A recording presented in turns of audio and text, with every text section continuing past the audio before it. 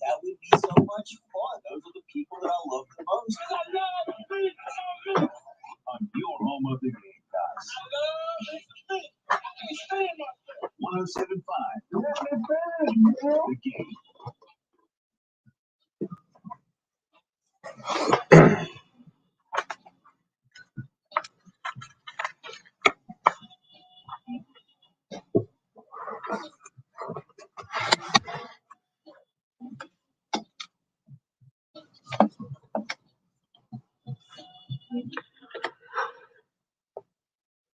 I was driving into work this morning. I was thinking about the last time I actually went to bed at a decent hour. It's been a while, Jen. It's been a while. Tonight we'll definitely be back to hopefully maybe an early bedtime as we wrapped up the first full weekend of college football yesterday. Clemson, it took a little while, but they finally figured it out. You knew at some point they were. Georgia Tech is not a good football team. And once Clemson figured it out, they got going there in about mid-third quarter, late third quarter, and Clemson routes Georgia Tech, and that led still. I kind of stayed invested longer than I intended to. A lot longer than I intended to stay invested last night. But Clemson finally got it going late and blows the doors off of Georgia Tech at Mercedes-Benz Stadium 41-10. But yeah, I was thinking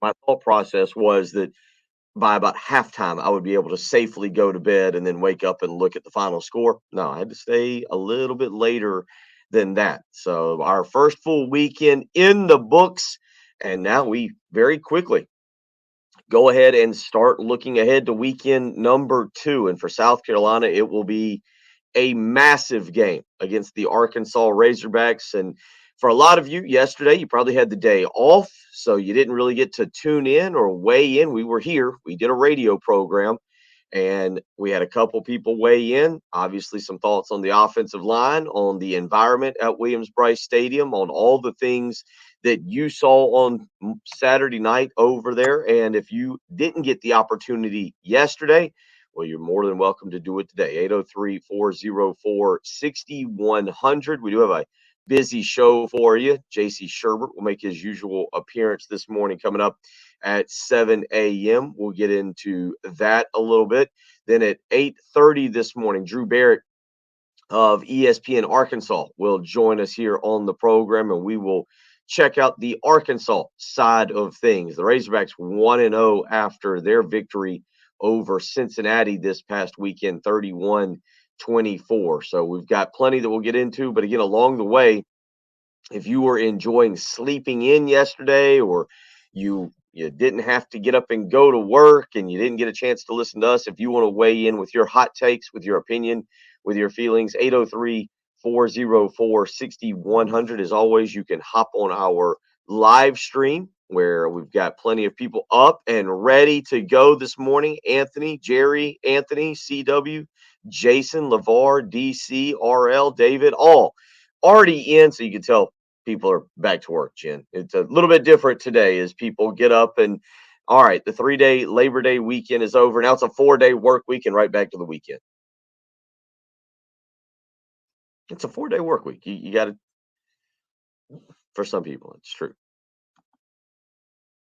So we will move forward with that. Again, if you want to weigh in this morning, because again, I know a lot of you didn't have to get up. You're back to the regular routine this morning, getting the kids up, heading off to school, getting yourself to the office, and getting back into the rhythm and the flow. Now it really, really picks up until about Thanksgiving, when we will start to then wrap up the year. No vacation days around here between now and Thanksgiving. We are full go with college football, and we'll start again yesterday where I kind of started. For those of you that weren't a part of the program, that we're enjoying right now, still having a nice little overnight sleep. South Carolina on Saturday night, a lot of things that were good, some things that were great. Most of the great things involved the atmosphere and the job that Eric Nichols, Chance Miller, Ray Tanner, the whole athletic department has done in making Williams-Brice Stadium one of the best venues, I think, now in the country. And certainly when South Carolina is winning and when South Carolina has that place full, it's going to be one of the more intimidating environments. As you actually saw on Twitter yesterday, a couple different national outlets, including Kirk Herbstreit, a national media pundit, getting a view of it and praising South Carolina on the old Twitter machine.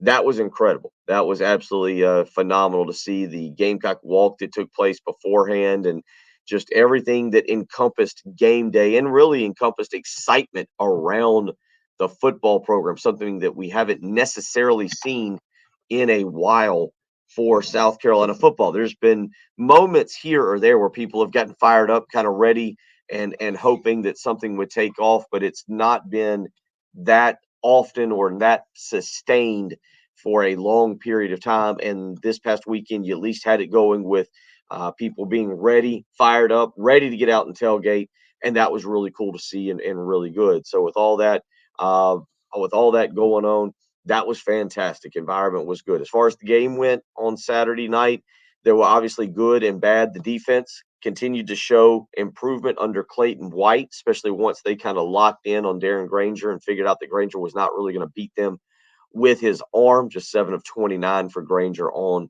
Saturday night. The defense gave up 200 yards rushing, but 2 of those rushes, it was on 40 attempts, but 2 of those rushes accounted for 85 yards for Georgia State. Obviously won by Jemias Williams on the second play of the game that maybe put a little fear in the hearts of Gamecock fans, but South Carolina would bow up, get a 4th down stop there deep in their own territory and kind of turn the game. Offensively, had a chance to actually go back and watch a little bit yesterday and do the old coaches scouting film room where I'm rewinding and fast forwarding and rewinding and pausing and looking. And I mean, let's be honest, I'm not an offensive line coach. I'm not going to sit here and start breaking down the offensive line and telling you what I see. We'll get somebody on that's more capable of doing that. But yesterday I came in here, I said, all right, it's not good. And I said, I didn't know what it is. After rewatching, I really come to the conclusion that South Carolina has got to recruit better players on the offensive line. Not trying to knock or be overly negative about the 5 young men that obviously played a large portion of Saturday night's game. And certainly I understand they're working their tails off. They seem to be doing all the right things that you want your college athletes to be doing. I don't know if that necessarily, though, translates to being a great offensive lineman, and in particular at the tackle position. South Carolina just, quite frankly, is not athletic enough at the tackle position to deal with speed rushers, to deal with the kind of defensive linemen that Georgia State had. And, there is something to be said. I think we, especially leading up to the game, maybe glossed over or did not convey that the Georgia State defense is not going to be Georgia. It's probably not going to be Arkansas. It's probably not going to be Texas A&M. But the Georgia State defense is not a bad defense. I will be very fascinated to see how they do against North Carolina this weekend. Right now, I tend to say that Georgia State, that what Sean Elliott has built over there in recruiting, and then kind of the personnel that they've put together is a solid defense that should do very well there in the Sun Belt. Obviously, at times they gave South Carolina fits on Saturday night, but the biggest concern now after rewatching is not Marcus Satterfield, who, after rewatching, I actually think called a decent game. And I think if you go back and see it, they utilized Jaheim Bell in a multitude of different ways. There was some creativity trying to get mismatches in different positions. The use of the field, yeah, you can say, well, they didn't dial up deep shots, but at the same time, the offensive line couldn't hold off blocks long enough for Spencer Rattler to throw the ball 30, 40 yards downfield. But in rewatching it, I'm probably in the minority on this. I'm not as down on the actual play calling of Marcus Satterfield as probably a lot of people. I think that's residue left over from 2021 when obviously there was a lot to be desired. Now, if you want to get into the scheme and say what he's trying to do or what they're trying to do with the offensive line, that's again a totally different story. But I thought the actual concepts and what South Carolina wanted to try and accomplish offensively with personnel groupings, with how they tried to utilize guys in space, you go back, they've got to recruit better offensive linemen. And maybe that's Big Tree Babalade and Marquis Anderson and Trovon Ball. And to me, you probably have to go out and get somebody else in this recruiting class to go along with Isaiah Jada. the junior college offensive linemen. You look at last year's class, Kason Henry and Grayson Maines and Ryan Brubaker. South Carolina, honestly, is just not athletic enough at the offensive tackle position to keep edge rushers off of any quarterback that they put out there. And Spencer Rattler also missed a couple opportunities on corner blitzes and on some outside linebacker blitzes where those guys were going to come free, and Rattler had to identify and see that and check into a different play. So in rewatching it, just this is kind of the quick opening segment take, but good, bad, great, being unfortunately more of the environment than the actual game. But I'm not as down on Marcus Satterfield. I think there was improvement there. Now, whether it was Freddie Kitchens or whether it was more input from the staff, South Carolina's going to have to learn to. They're going to have to figure something out, though. They're going to have to figure something out, and we'll spend the next, really the next 4 days, today included, trying to figure that out for them. We'll do our best armchair quarterbacks. 803-404-6100. That is how, again, you can be a part of the program. Again, coming up this morning, 7 a.m., as he does each and every Tuesday. J.C. Shurburtt will be a part of the program from 7 to 8 a.m. We'll get his take on what he saw. We'll get another voice in here. And then coming up at 8:30, Drew Barrett of ESPN Arkansas. We'll talk about those Razorbacks. KJ Jefferson is going to be a different task for the Gamecocks to handle this weekend as opposed to Darren Granger. We'll get into that a little bit. If you want to weigh in last night's game, again, Clemson, it took them a while. There was nothing to be thoroughly impressed with for about 40 minutes in that football game for Clemson, and then they turned it on. 17 fourth quarter points. They go lights out on Georgia Tech and cover the spread of 24, taking a little page out of South Carolina's book also by blocking 2 kicks last night. But Georgia Tech, conceivably the worst team in the state of Georgia. That's amazing to me to see, as I grew up watching Bobby George O'Leary and then the Georgia Tech having some sustained success even under Chan Gailey.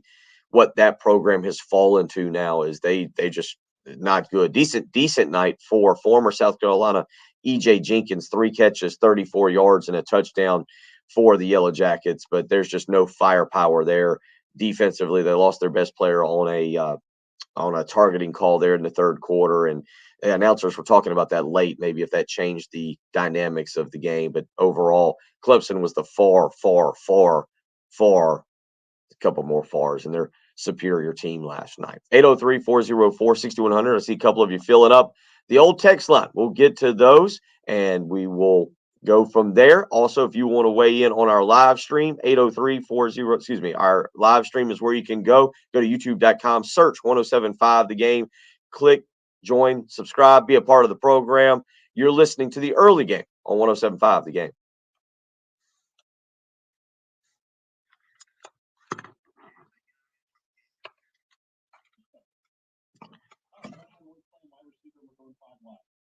Let's not give the ball to running back. Like, why do you keep going back to the push ball? I feel like that was stupid. That was so stupid. It was stupid. You can't say they didn't have a good game plan on certain aspects, and then they team up the plays that work because it completely confused Georgia State. You should, at this point, not be worried about having numbers against a team like Georgia State. Get the point? That's the point. All right. I apologize. Today our engineer is back, and we'll get this computer issue fixed to get me in, because apparently somewhere along the line they've decided to change my login information, and nobody knows it. One of the crazier things I've ever seen. Nobody knows how to log me into our computer system here.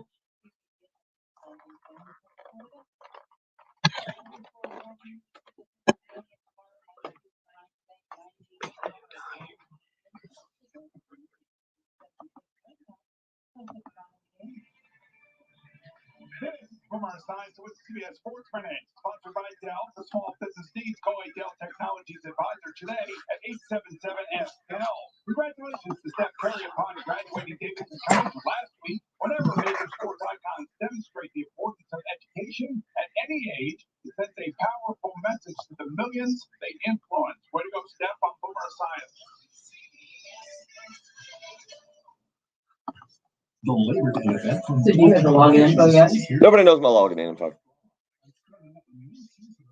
It might be Bill Gunner, it might be B Gunner 1, it might be capital B Gunner 1. So, do you know your password to StreamYard? Is that what you need? Actually, let's see. Let's try that. Here, hold on just a second. I thought about this last night. I forgot right now. Can you log into the computer system?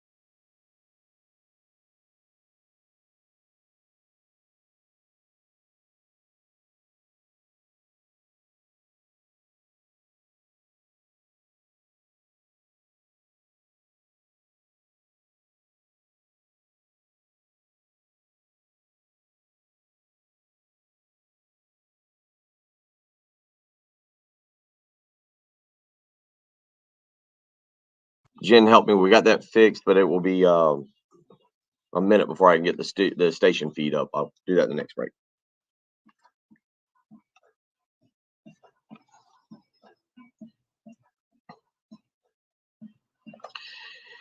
(803-404-6100). That's how you can be a part of the program this morning. If you want to weigh in, a couple of you doing just that.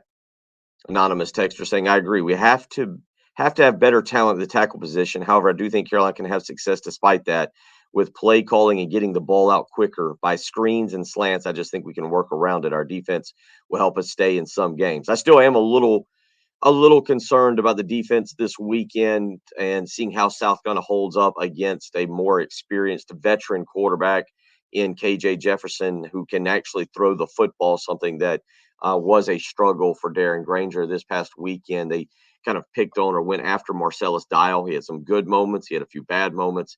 But, yeah, the defense is going to have to step up a little bit more. And, yeah, that offensive tackle position, I mean, I watched yesterday going back, Dylan Wanham just struggling. And that's maybe being polite, is just saying that he struggled.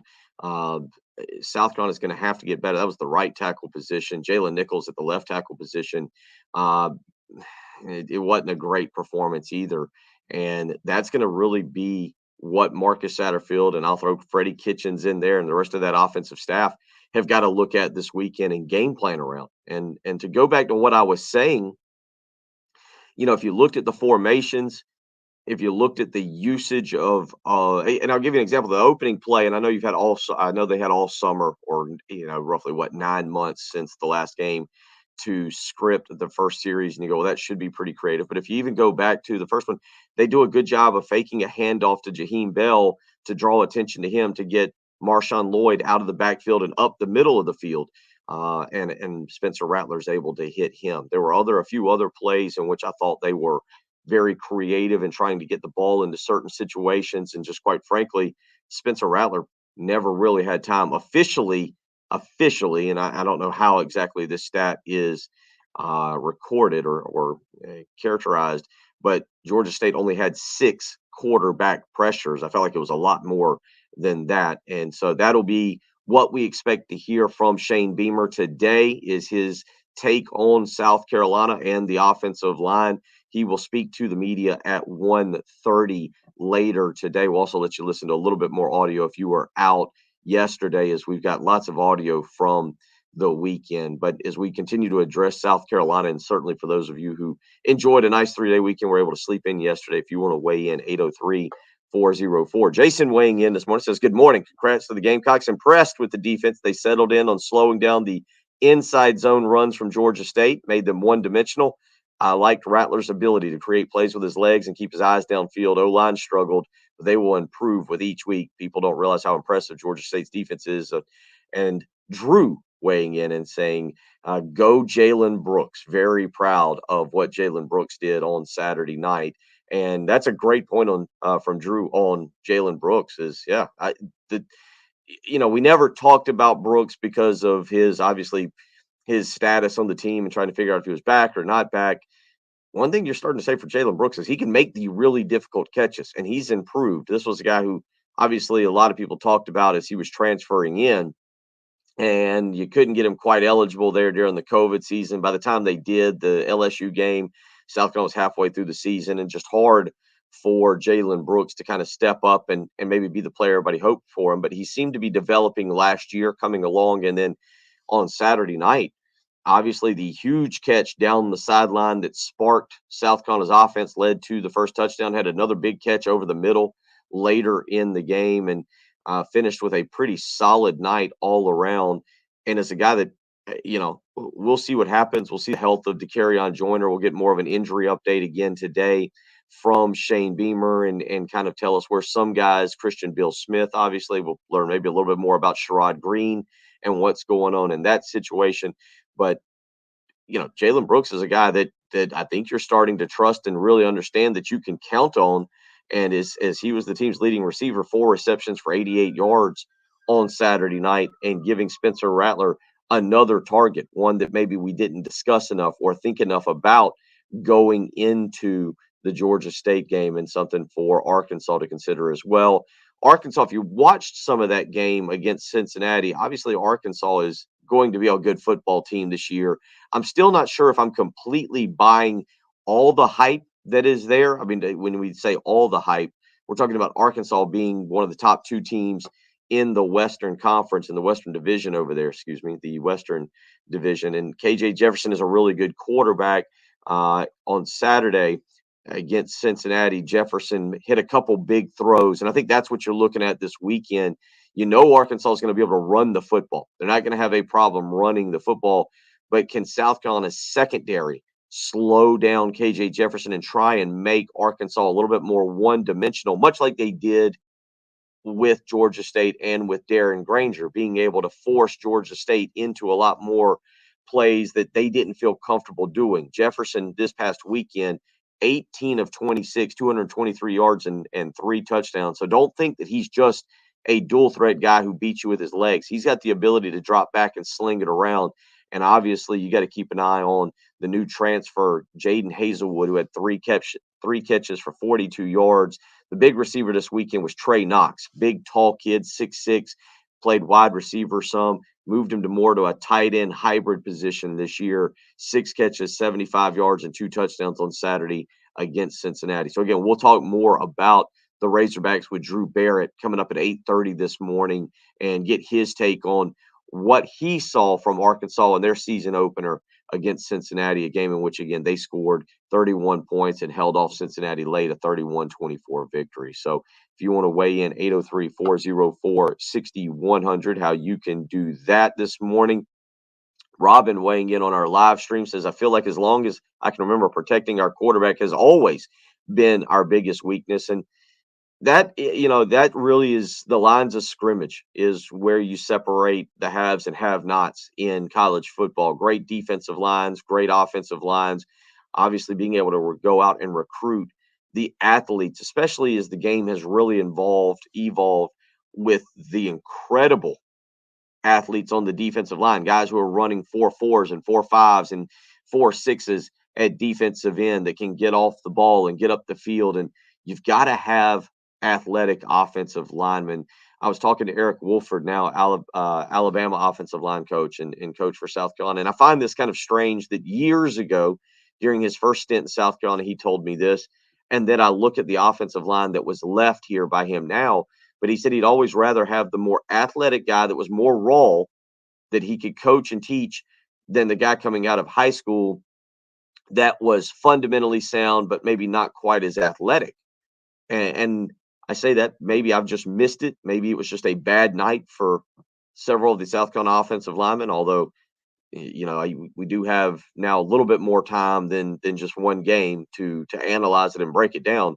But I just see an offensive line that athletically, especially on Saturday night against a good Georgia State front four. I don't know if you heard the stat that was mentioned on the broadcast. Last year, Georgia State gave up just 123 yards rushing over the final 3 games. You even go back to last year's Arkansas game for Georgia State, and it was Tank Bigsby running for just over, the really good Tank Bigsby running for just over 60 yards on 18 carries in that ball game. So even last year against Georgia State, against one of the premier running backs, or with one of the premier running backs in the country, Auburn really struggled to be able to run the football in that game with Bigsby. So we do need to give some credit to what Sean Elliott is building or has built over there in Atlanta with Georgia State. By the way, they get North Carolina this weekend in Atlanta. North Carolina is a 7.5 point favorite, depending on where you look at. But that's one to just kind of keep an eye on as the day kind of goes along, as Saturday kind of goes along, and see what the outcome of that ball game is. I'd probably take North Carolina to win the game. I don't know if Georgia State's offense is really going to be able to do much against North Carolina's defense, which obviously I know you said, well, they gave up 61 points on Saturday, 40 in the fourth quarter, but we'll see. We'll continue to talk about that as we move through the week and look at other college football games. 803-404-6100. We'll get to a few more of your thoughts here this morning as we roll along. You're listening to Bill Gunner, Jen Jensen. It's the early game on 107.5 The Game.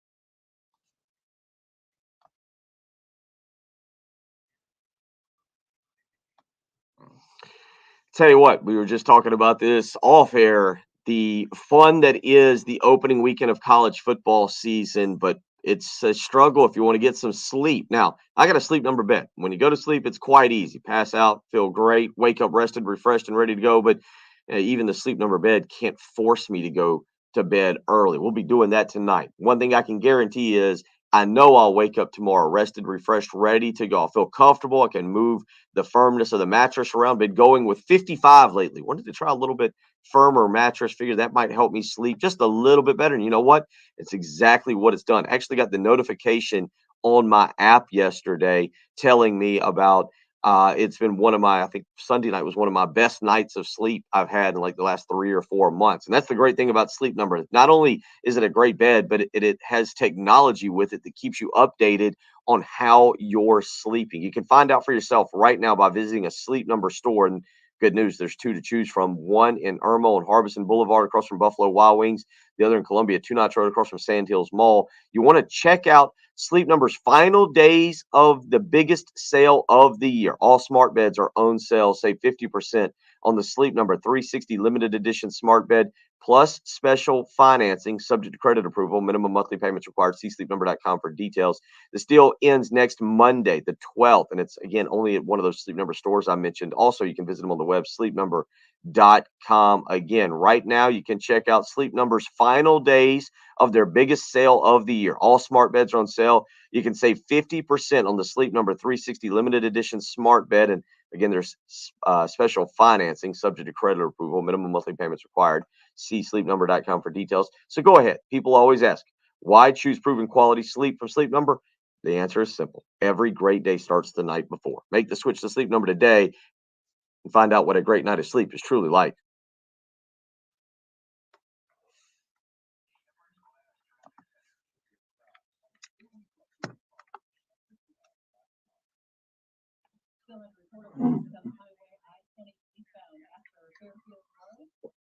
All right. Let's see what I need to do here.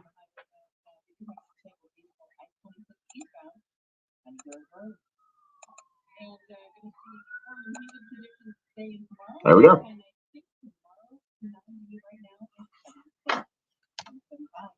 All right. Your volume may go crazy here in a second, so I apologize. He didn't apologize. He didn't know what he's doing. Let's just be honest.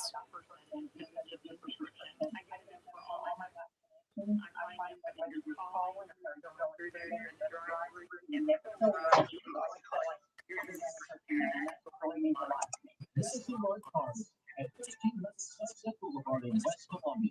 Look forward to serving you. I'm Bridget Condon with NFL Network Now on the Westwood One Radio Network.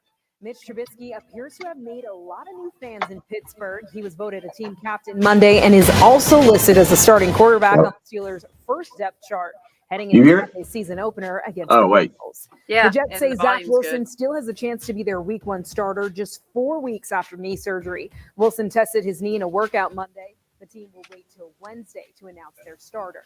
Some other injury updates. There we go. Ravens left tackle Ronnie Stanley practiced for the first time since he had ankle surgery. Look at that. He has a chance to play Sunday. After So yeah, I whatever you said it was, I'll see you after the show. I'll get it fixed. EMS, EMTS, or whatever. Missing most of camp, and the text Jags you. say James Yeah, well, will a little while because I'll still Sunday figure out what exactly my his Achilles. password is or my login is. Added more protection. But that may be part of it. Dallas is signing 6-time All-Pro left tackle Jason Peters. This has been NFL Network Now on the Westwood One Radio Network.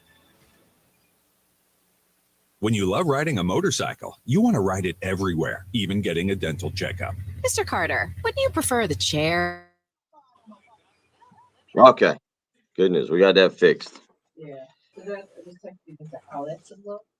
Because like I said, maybe they're now enforcing it, if they hadn't been before. Well, I never used it because, like I said, I'd never used it for Patrick's. I just come in and type Patrick.Perez. Okay. So I never even thought to do that. So Yeah, that might explain why they were completely confused on what they're like, well, everything's written down right here. So, okay.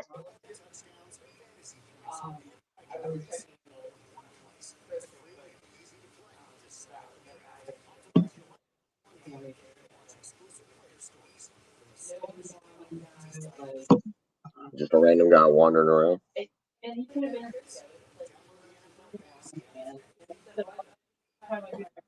you do your run, and it was not one like not one.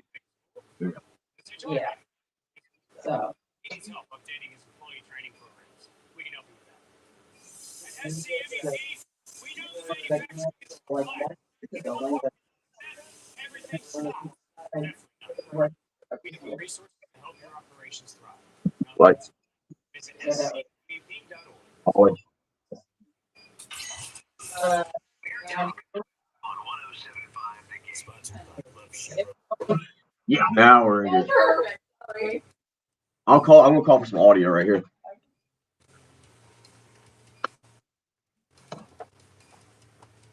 So we have Bill doing some housekeeping right now. It's pretty fantastic. I'm like a little to the left, a little to the left, a little to the right, up a little bit more. Yeah, decorating the studio at 6:37 in the morning. You're listening to Bill Gunner and Jensen. If you're watching on the live stream, you're seeing us entertain ourselves by trying to move a flag around and get it stuck to the wall, and that led to fantastic, absolutely fantastic. Welcome back. It's the early game. A 3-day weekend for most of you has come to a conclusion, and we roll along. Let's let you listen to a little bit of Shane Beamer. This is kind of the big part. He talked about the overview of the game, and he admits, hey, it was kind of ugly. He was not particularly thrilled with it. Here's Shane Beamer from Saturday night. At times, obviously, and we got a lot of work to do. We knew it was going to be a struggle to run the football just because of the way they play defense. We didn't think it was going to be that much of a struggle. So obviously we got to get a lot better there. Just in general, not what we needed to be offensively tonight, and got to get a whole lot better. There's no question about it. But having said that, was really proud of the way that our offense responded to some adversity, to throw an interception on the first series of the second half, and then to get the ball back and go right back down the field and score a huge touchdown was really big. And then to be able to get points before the half right there as well. So was it ugly at times? Yes, but there's a lot of good to build off of as well. You know, defensively, they made a whole lot of stops, obviously. And, key going into this thing was to stop the run. And, they ran the ball 40 times. That's what they do. And so they had a couple explosives in there, but for the most part, thought we did a good job of stopping the run after that first series. And we knew we needed to hit the quarterback, and we hit him tonight and made him uncomfortable, which was awesome. So credit to our defense for getting all those stops, which then allowed our special teams to come out there and do what they did on punt pressure for us also. So there was really good in all three phases. There was some bad in all three phases. We've got to play and coach and play better going forward. But, my dad used to always say this, and I've heard it from a lot of people: you make the most improvement as a football team between week 1 and week 2. And we've got a lot to improve before we go out to Arkansas next week. But, to not play great and to win against a really good football team by 3 touchdowns, we're going to celebrate the hell out of that. So we ain't ever apologizing for winning around here. That's an excited, joyful locker room. Those kids deserve it for all the work they've put in since January. And, it was a great night in Columbia for the home opener, and can't wait to get back to work tomorrow as well. I'd be remiss, the specialists, with what they did. Kai coming out tonight, the way that he punted. Mitch Jeter in his first game as a starting kicker, hitting some big field goals. Hunter Rogers on the fake field goal, making the plays that we did on special teams. Trayvon Kenyon and Rashad Amos blocking those 2 punts was really huge momentum-wise for sure. And credit to Coach Limbo and what we did as well. So there's a little bit of Shane Beamer from Saturday night after the game, where he broke down a little bit of the good and the bad. And one thing I get it, fans, people get fired up. It's now game 14 of seeing some of the same stuff, and I understand the frustration that you may have with it in the offense. But you don't hear Shane Beamer go, "Oh yeah, all is fine, all is well." He admits it was ugly, and we'll play a little bit more later on. Just about some concerns as he's got to figure out, what they're going to do and how they're going to go about getting all that figured out for not just this coming weekend, but for Georgia as well. And we took a little bit of a national look around yesterday, but obviously what Georgia did to Oregon, very impressive over the weekend. And obviously that Bulldog team is going to be right back in the national championship hunt. So with all that in mind, South Carolina, you don't have another opportunity to go out and work the kinks out. It's officially game time now this weekend against Arkansas, and they got back to work yesterday. They'll practice again this morning. Again, Shane Beamer will meet with the media at 1:30 today. You'll be able to hear that right here on 107.5, the Game, during Jay, Terry, and Tommy's show. But they've got to go out, and the one thing I do wonder, I'm not I get the concept of why teams can improve so much from week 1 to week 2, because you just go out and you kind of knock the rust off and you get back into your rhythm.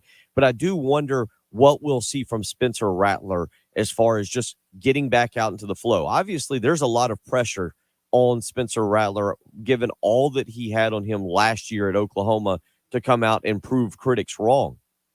And you wonder if he's going to push a little bit more than necessary, especially coming back. And he said it was one of the best environments he's ever been in. He's never seen a stadium quite like that, and it was an incredible stadium. And, will he be a little bit more comfortable this coming weekend? Will he be a little bit more settled in? Because some of the offensive line issues, he does need to recognize what exactly they're doing, what exactly the opposition is trying to accomplish, and he needs to put South Carolina in a better spot, or maybe switch into more of an RPO type slant. South Carolina did try a few slants on Saturday night, and we'll have to see kind of if that's something that they look at a little bit more this coming weekend, or if Spencer Rattler is able to see that. Marcus Satterfield, I thought this was interesting.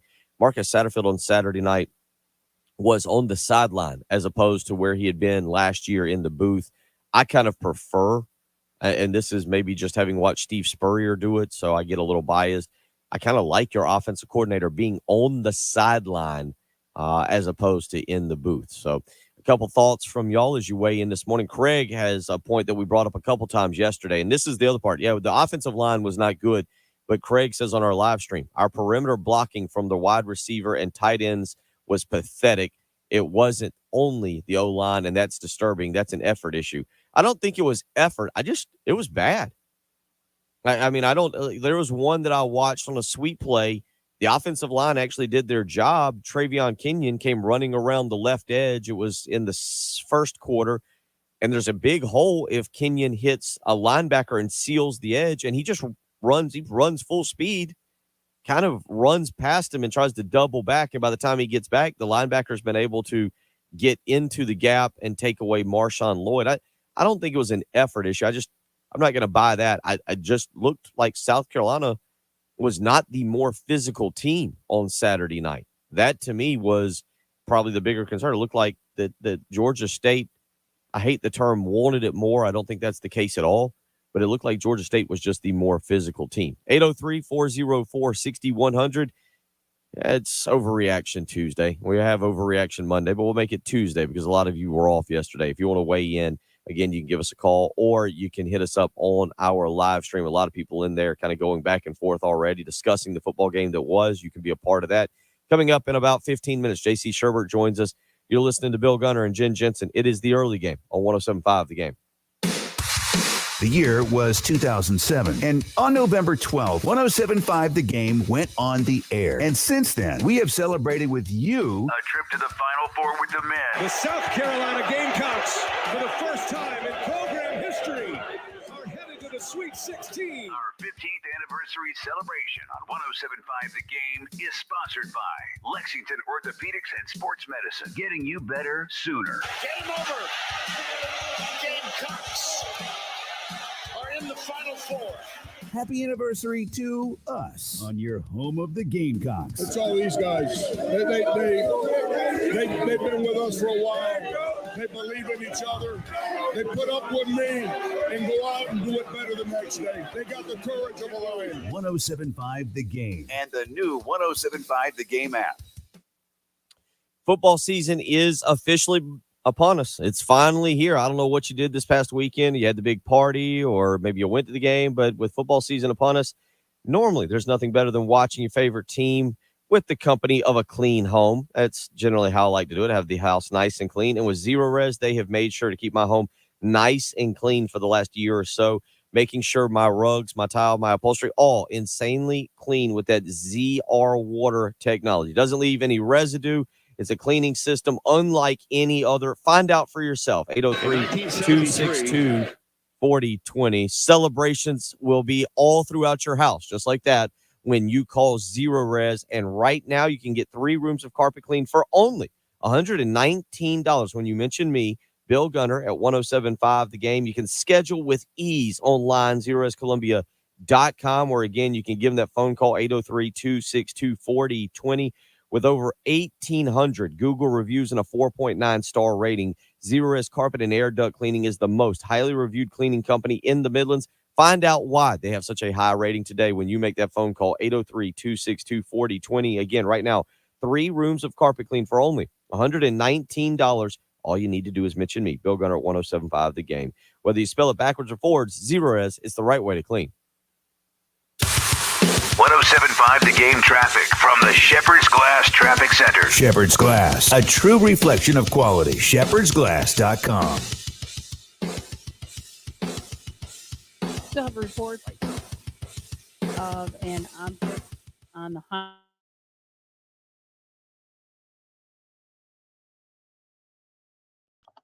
Okay, now we're good to go.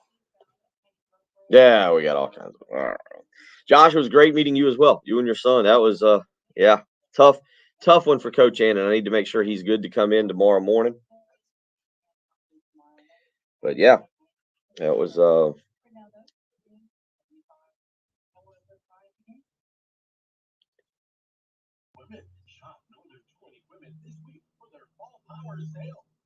Pressure washers, generators, log splitters, trailers, wagons, tarps, and more. Hundreds of deals in store or northerntool.com. A working garage or dock door is essential to success. Since 1971, Build-Right has been keeping South Carolina's commercial docks and doors moving. Build-Right understands the importance of installing quality commercial products and keeping them operational at all times. Our certified techs are available 24/7 to keep your docks and doors running. all right. And remember to turn on the speaker so I can hear if Jen starts talking to me. We're good to go now. Look at us. Hi. Hi,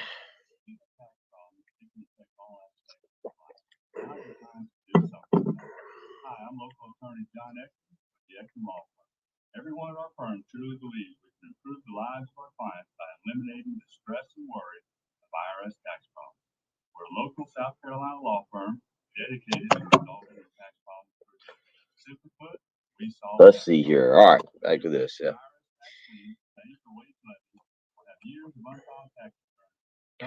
Yeah, thank you. I had it. I was keeping my mic off, but we're good. Don't put it off any longer.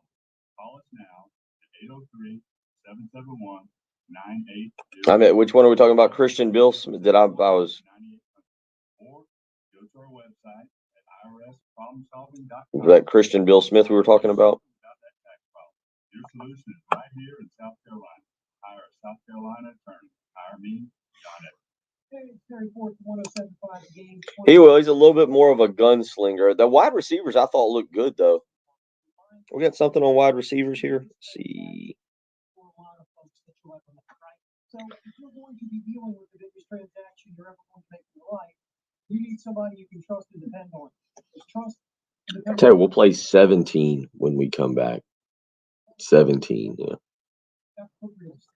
Two key values of the Johnson team: communication. That's got to be that's got to be some kind of record on blocking punts. 17, yeah. I think I'm going to pull it up here in a second, but I think I may have determined what one of the issues is.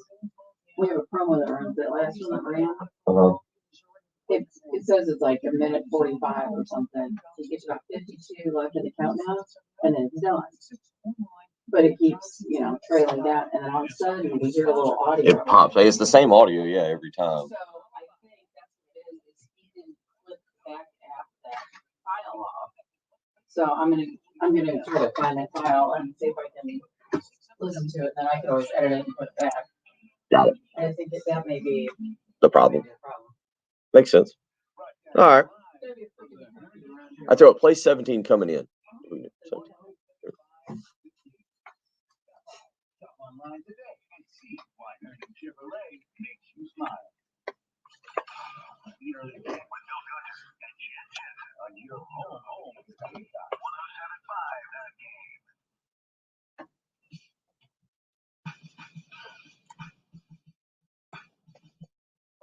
Georgia State is a great team. The team is really good. You win something, you lose something. I just feel like we're gonna go to the drawing board, see what we did wrong. When we got it wrong, we know we can compete with anybody. like you just said, obviously we got to, be more consistent. But that's where we go back to the drawing board and see where we didn't do good, see where we did good, and how we can keep up with good. But like you said, they're a good team, and we just gotta, be more consistent. That's Marshawn Lloyd and Jalen Brooks on what they need to do to improve the offense moving forward. South Carolina just 306 total yards on Saturday night. That's I said it yesterday morning. Shane Beamer will talk today at 1:30. Obviously, he'll do Carolina calls. We'll hear from the coordinators this week, and that's going to be the discussion. That's going to be what we're focused on Saturday. As South Carolina will have the early kick time there. It'll be 11 a.m. Central. And then it'll be obviously noon here. But can the offense make steps? Can they take strides to improve and get better this coming weekend? You don't have any more. Last year against East Carolina, you knew they needed to improve, but you still felt to an extent, okay, it's another week to maybe work some kinks out. There's no kink working out anymore. You've got to get out there and be ready to full go on Saturday. South Carolina is going to need to be hitting on all cylinders as it pertains to going to Fayetteville and win. As of last night, they were a 10.5-point underdog, depending on where exactly you were looking. But, South Carolina, they have some weapons. That was the one thing I did come away from Saturday night on the perimeter running back. Marshawn Lloyd looks healthy, finally completely healthy. He looked quick. He looked elusive. If you could get him just a little bit of space, what can he do? Jalen Brooks really showed me something. Juice Wells is a wide receiver that I think has an opportunity to be very good as well. Adam on our live stream was kind of asking about Josh Van, and Van had the tough drop there early on, but Van made some plays in the return game, set up a touchdown later on with a nice return. Josh Van is there, obviously. Corey Rucker is a guy, and again, we'll get the injury report later today. I'd be surprised if Corey Rucker is back this coming weekend. But South Carolina's got some nice weapons. I didn't even mention Jaheim Bell there in a variety of different ways. So getting the blocking down and being able to give Spencer Rattler a little bit more time to operate or to be able to open holes in the run game that can then maybe draw up linebackers or safeties, and you can be able to go over top. We'll kind of see this week what exactly it looks like from that offensive line. And we had Jamie Bradford on. If you missed that yesterday, you can go to Jen Jensen's Twitter page at Jen Jensen Morse is how you can do that. You can hear those segments with Jamie Bradford, who stuck around a little bit longer yesterday because he had nothing to do. He didn't have to take his kids to school. But one of the things he talked about was the scheme that South Carolina uses for blocking, a horizontal scheme. And we'll get J.C. Shurburtt's opinion on that coming up here in about 10 minutes. But I don't know. And some of you are pointing out both on the live stream and on the text line that at times it just looked like miscommunication. The guys were running past offensive linemen, or while offensive linemen were moving to double team or pick up other guys. Shane Beamer will talk about that today. We'll hear from the head coach 1:30 this afternoon, and you can hear that right here on 107.5 The Game. Again, it's going to be addressed. Brent saying most of the guys on the offensive line have started 2 or 3 years. This should really be a team strength, and it's far from it. Continue to pull for all the groups, but the offensive line is to pick it up. Folks cannot blame Marcus Satterfield for that. And I kind of agree. I was okay with Satterfield's play calling on Saturday night. There's always things that you say, well, maybe you could have done this, maybe you could have done that, but I thought overall the play calling was okay. It's the offensive line being able to give Spencer Rattler time, or Marshawn Lloyd or Jaheim Bell or Juju McDowell room in the run game. We'll have J.C. Shurburtt coming up here in about 5 minutes. I'm sure he won't hold back. He'll offer his opinion. You can continue to do so as well. 803-404-6100. It's the early game, the Tuesday morning edition on 107.5 The Game.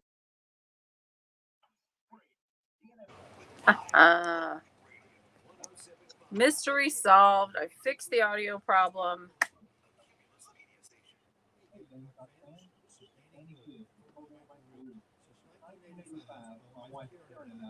Striving to give better and effective real estate service for our clients in the Midlands of South Carolina. In 2014, our son William Meyer joined us. Since then, the business has consistently been recognized as the #1 overall ranked real small team Do you want to see what I found? My experience in buying and selling real estate all the Are you time. paying attention? Can you hear me? 0-25-12 or online at listings.com. I could tell a good story here and Bill won't care. Maybe. Sorry, I actually could hear you through the glass, and no, I need to turn that up. Oh, you're fine. So you see this? See that file? Yeah, Okay. yeah, the missing section. The missing section. So basically, the end section of that file, he must have just forgotten to delete. So that's what happened. So that's why we were hearing funky audio for no reason. There you go. Look at you getting it figured out. So edited, fixed, should have no problem getting. Thank you, Chuck. I appreciate that. I just kind of was excited. So Yeah. Look at that. Jen's winning on a Tuesday. I've got my first pottery class tonight. I'm so excited about that. Pottery class. I've wanted to do that probably since I was a kid and never have. And a friend of mine and I are going to do it. I just can't wait to get all gross. So are you making an ashtray for your mom or for Darren, or is that what is ashtray still the very first thing you make in pottery? I don't think so. But it's the class is what beginners wheel throwing or something, so we get to throw a wheel. No, but something about, you put the lump of clay on the doojahicker and I don't know. Yeah. I'm so excited. I'll let you know. I have 6 weeks of this. 6 weeks of a pottery class? Yeah, it's once a week for 6 weeks. Is it an hour class? It's 2. I know. So 2 hours of pottery. That'd be great. So all right, I guess I have to call JC now. I have to get back to doing like the real work.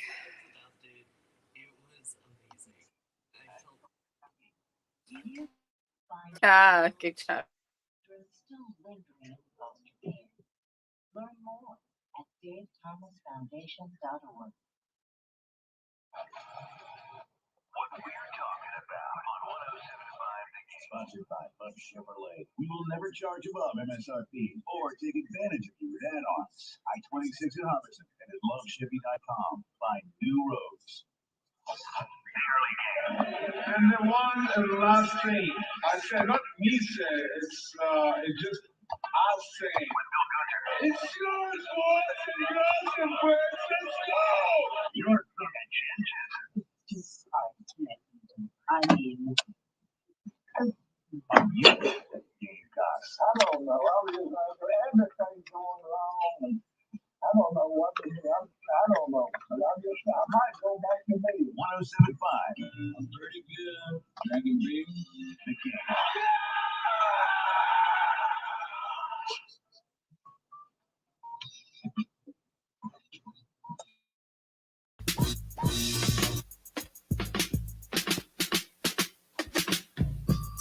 Welcome back. It's time to get back to work. Well, for a lot of you, Jen and I were here yesterday. We worked yesterday, but today a lot of you heading back in. You're getting up now. You're getting the kids to school, doing all those fun things that come along with the morning routine. And we welcome you back after an enjoyable 3-day weekend for the majority of you. It's Bill Gunner's Jen Jensen. It's the early game on 107.5 The Game. Joined now by our good buddy from thebigspur.com who makes his weekly appearances, plural, one on today, one Tuesday, one Thursday. And JC, it was I'm still kind of you get the college football season going Thursday night, Friday night, rolling to Saturday. We had a late game that was wildly entertaining on Sunday, and last night I had to stay up longer than I anticipated, so really pulling for an early bedtime tonight.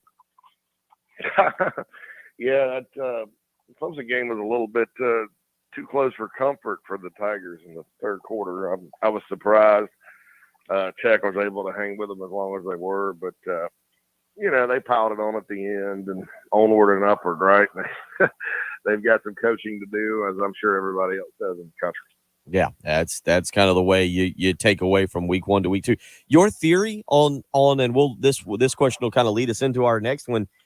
I understand why the saying is out there is your biggest improvement comes from week 1 to week 2. You've been around it for a long time. You've talked to a million coaches. How much do you buy into the improvement from week 1 to week 2 theory? Well, I think it does. I think sometimes it kind of depends on, who you play, because that's obviously if you're, name your Big Ten team, Indiana, and you open with Illinois, and then like you play Ohio State the next week, you may improve, but the results aren't going to improve. So that's the thing, and I buy into it somewhat. And the reason is, Bill, there's no preseason in college football. There's no preseason games, and so that's really your first chance live to get out there and play against someone else. And if you look kind of around the NFL and some things like that, sometimes exhibition games or preseason games are ugly. Sometimes when they get together at camp and scrimmage, you'll have, a team that goes to Foxborough or wherever the Patriots are at now and tee off on them in a scrimmage. And, lo and behold, something different happens in the regular season. Football is a sport where, the more you play against other teams, the better you do get. So I believe it. Does that mean all of a sudden, there's going to be a different Carolina team this weekend in Fayetteville, or, North Carolina is going to somehow learn how to play defense, this week against Georgia State? I don't know. That's a different. North Carolina is actually going into their third game of the year, so that may not be the best example. But, I do buy into it. I just, sometimes when you say things like that, people go expect tangible results outcome wise. And that's just not always the case because your level of competition goes up and down from week to week. Let me ask you this, because you and I, especially you, knowing some former South Carolina coaches and everything, I think this was something I brought up yesterday. And I think it's a really interesting question because with Lou Holtz and with Steve Spurrier, we saw really two different philosophies on how to handle the preseason, right? Like Holtz it was a boot camp. It was a physical boot camp. And South Carolina would come out of the gates extremely physical early in the season, only to kind of wear down late in the year because Holtz that was how he prepared his football teams. You'd get out, there was a lot of Oklahoma drills, there was a lot of hitting, a lot of pads.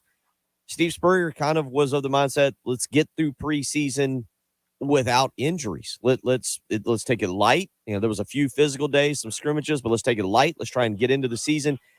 At Florida, I remember you and I having this conversation. He would kind of get away with it because he'd play a directional Louisiana school or a directional Michigan school to open the season, and he'd pound them 56-7 in situations where it was basically preseason games. Then he'd go play Tennessee, and they were ready to go. What have you made from Shane Beamer's first two preseason camps in terms of meshing it with either the Holtz style of let's be very physical so we're ready to go game one, or the Spurrier style of, all right, let's kind of ease our guys in so we're healthier, it feels like, later in the season? I don't think he's that extreme either way. I think there's a lot of balance there. I think that if you look at the physicality on Saturday night, the defense played, I thought, extremely physical. I thought South Carolina's defense, after a couple of lapses early, which I think we all felt, Bill, that would happen in this game because Georgia State's such a good running team. The Gamecocks, I guess the first drive and the drive toward the end is when they got the majority of their rushing yards. Other than that, they shut them down pretty good. And did play a very physical game. The one group that wasn't was the offensive line. And, we sound like a broken record here. And that's, I can't explain it. I've seen every one of these guys play individually better. I've seen them play better as a unit a couple of years ago. I don't know what the answer is for Greg Atkins and Marcus Satterfield. I think at this point, we can sit there and blame coaching all we want, but it's the same guys, and they've played better before. And I think at this point, if it doesn't get better, they need to probably look at some lineup changes. I mean, I'd have to dig into the depth chart to kind of see, well, who could you plug in? Just because this can't keep happening. And I'll say this in fairness. Georgia State does present some problems with how they play defense. I mean, it's sort of like that old Tyrone Nix Southern Miss defense where they're coming from all over the place and stuff. It's a challenging scheme to get ready for, but you gotta go out there and play. I mean, you got to perform better than that if you're South Carolina up front. I mean, it's a bunch of older guys that have been here a long time, have played a lot of football for the Gamecocks, and so they got to get better. And I think they feel like they will. I mean, I don't think it's all doom and gloom. It's an opener. The stat box or the school box score was ugly again, but that doesn't matter. Stats are stats.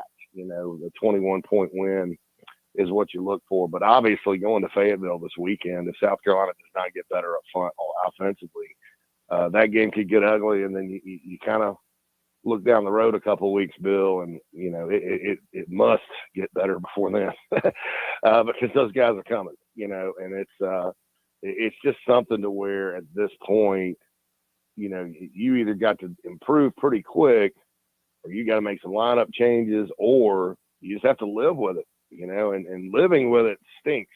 So those are really the only three options there with that group up front. Hey, this is okay. So one game you struggle. Let's go get better, and see what you could do to get them better. So that's the bottom line with that part of the game. But physically, I thought Carolina in 2 of the 3 phases was very physical on Saturday night. So I didn't have a big problem with any kind of this group's soft right now or anything like that, with the exception of the offensive line. Well, obviously Shane Beamer will talk today, 1:30. You can hear right here on 107.5 The Game. We'll carry that, and I'm sure he'll have to address that. And I don't expect Shane to come out and start, ripping them apart. I think he's gonna be positive as he always is, and he's gonna try and encourage them at least publicly.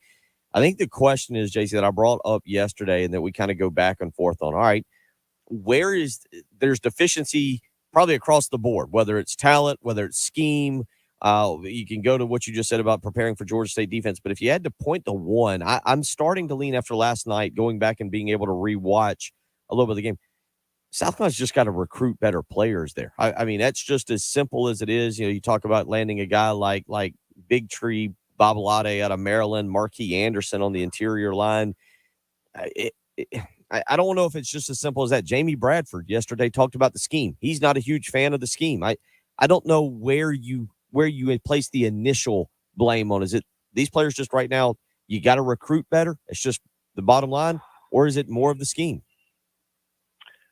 Well, look, I'm going to give the scheme a couple of weeks. I told myself I was going to do that. Of course, I just want to admit to the audience there, as far as how I saw this game coming out, I don't think I've ever been more wrong in my career breaking down a football game before the game and saying, well, this is how I think it'll go. And then it goes the complete opposite. I was sitting there worried about the kicking game, worried about, I thought Carolina would be able to line up and run it on Georgia State, and that would neutralize some of their pressure. They came out 5 wide, chucked it around a little bit. That surprised me. I think it is. There's truth to the point that, it's hard to call plays when you don't get blocking. Steve Spurrier will tell you that. So I'll give the scheme the benefit of the doubt right now. If I had to choose, what I would be running at South Carolina if I were Shane Beamer, it probably would not be this, but I do see some good things with play design and things of that nature, especially in the passing game.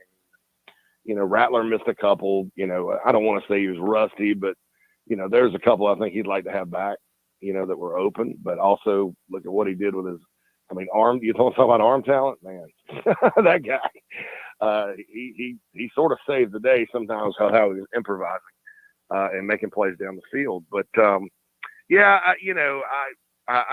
think that, it is what it is. The scheme is the scheme. They've spent, the better part of 2 years putting it in. So in theory, it should work. And I think you just got to give it some time this year and make some conclusions here down the road a little bit about it, just because it is an opening game. You don't want to overreact on that subject one way or the other. I think the most clear thing for me is that the guys up front need to start playing for their potential. And I don't necessarily disagree. You always want to upgrade in recruiting, Bill. But I've seen some of these guys play a lot better, a lot better. Javon Goodwin was a 4-star guy. Dylan Wonnum was a 4-star guy. Jalen Nichols was a player that, Tennessee and North Carolina wanted badly. Vershawn Lee, they beat Pitt on him, and he's probably one of the best ones. They beat Penn State on Eric Douglas many, many moons ago. I think it was 2016, really, when he committed.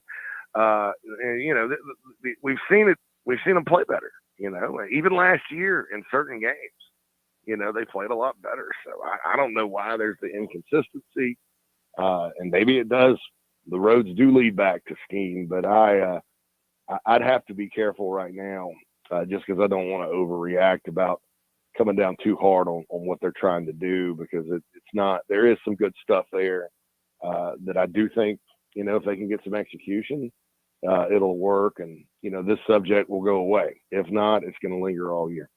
803-404-6100. If you send in a text, we'll get to that. Get JC some questions as well as we kind of roll along.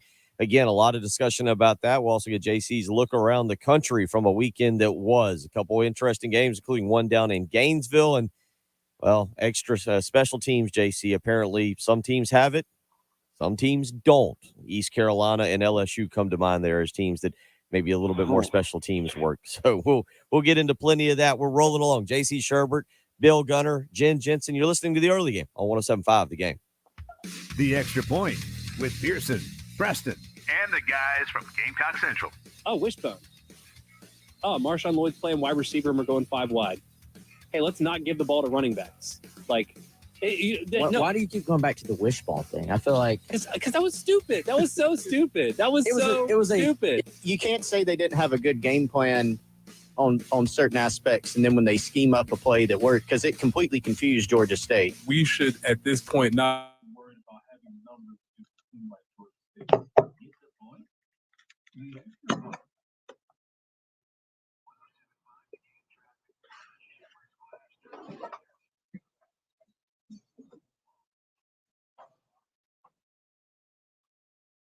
I-26 eastbound at exit 1. All right.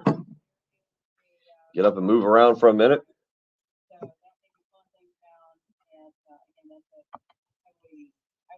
eastbound at exit 125 is Old Sandy Run Road. Illegal fire. Caution passing through that area. Also, Augusta Highway, Oakwood Drive, we have reported an accident. Shop Road at Atlas Road, an accident there. And the disabled vehicle might be slowing things down a little bit. I-26 westbound, you can see St. Andrews Road and Tiny Grove Road. Forecast for today, warm and muggy, 92 for the high. Could see some storms around tomorrow. 90 will be high. Cooling off to fall and a brisk 84 on Thursday with some afternoon thunderstorms. Right now, 75 at 175. The Game. This from our side was CBS Sports Minute, sponsored by AutoZone. Gets its own AutoZone, taking the torch from Serena Williams, a new generation of Americans that surprisingly put the United States back in the U.S. Open. 24-year-old Frances Tiafoe yesterday stunned Rafael Nadal. Meanwhile, 18-year-old Coco Gauff and 28-year-old Jessica Pegula are in the women's quarters. Way to go, guys. I'm from our side.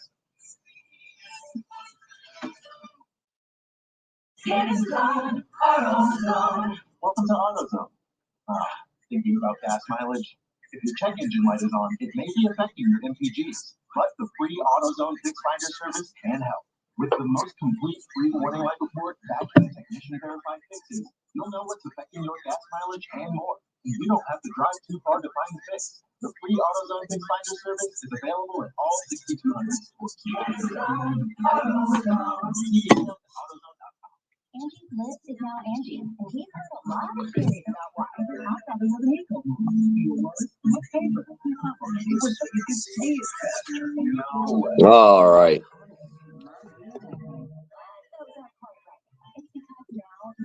I like how we continue to have the coldest studio south of the Mason-Dixon line. That's why I wear a long sleeve shirt every morning.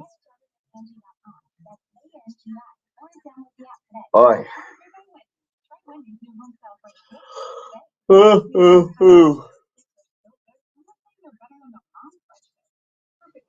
on the outside, perfectly fluffy on the inside. Perfect in every way. Try Wendy's homestyle French toast. They're better than Yama. The most trusted and reviewed cleaning company in town. Take advantage of fall sale going on now. Get 3 rooms partially for only $119 when you mention me. Bill Gunner, 1075 the game. Easily schedule your cleaning online at SurburttColumbia.com. You have an IRS problem. Getting accurate legal advice could help get all this behind you right now. Hi, I'm local attorney John Exton with the Exton Law Firm. To get the best results for our clients, we stay on top of the law and the IRS rules. Feel like I'm keeping a close eye on Twitter. Did y'all see this fight on the Clemson game last night, by the way? Ooh. Apparently there was a fight in the stands, and some poor Clemson kid's just getting wailed on. And I'll give the Clemson kid credit, though. He goes up, and some kid's trying to break it up, and he goes to punch him and holds up. Actually, pretty impressive job by the Clemson dude. Call me, John Exton, at 803-771-9800. That's 803-771-9800.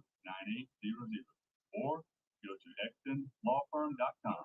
Carolinas, if you have an IRS issue, you need a local attorney. You need me, John Exton. Demand for your used car is at an all-time high, and it's never been worth more. Apparently, that was a huge brawl there in the stands. We're willing to beat any written offer by $500. That's right. We'll beat any written offer by $500. Visit Herndon Chevrolet today.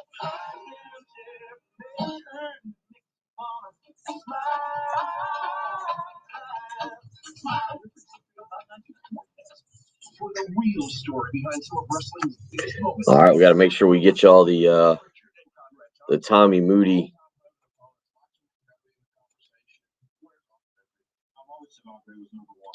I saw a Herb Street last night. I thought the Herb Street boys had left. I think maybe just one left because I did see a Herb Street at some point. This update is sponsored by AAA Heating and Air, home of the $1,500 buyback.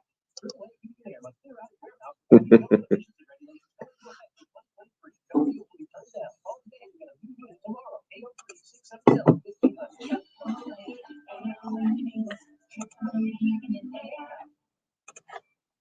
Time now for clip of the day. On November 22nd, 1986, at Clemson, Joe Morrison's Gamecocks were 11-point underdogs against the 19th-ranked Tigers of Danny Ford. One of the biggest plays of the game came when Gamecock defensive back Brad Edwards returned a pick 63 yards for a score to put Carolina up 14-8. It would be the first of 2 pick sixes for Edwards in back-to-back seasons against Clemson.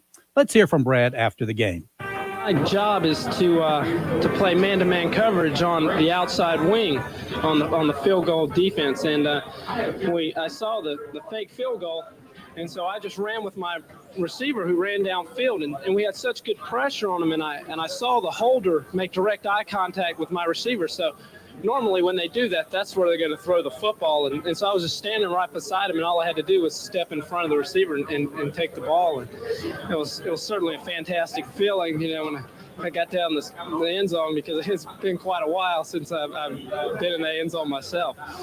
Final score, Carolina and Clemson tied 21 apiece. It was very quiet leaving the Valley. And that's our old-timey clip of the day, sponsored by Old Timey Meat Market, with 3 locations: Lexington, South Congaree, and St. Andrews Road in Irmo. Broadcasting live from the Herndon Chevrolet Studios. This is 1075 The Game.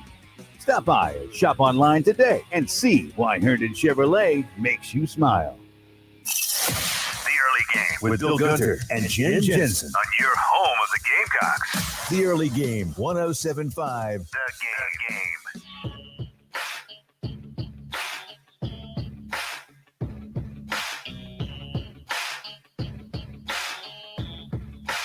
7:21 on a Tuesday morning.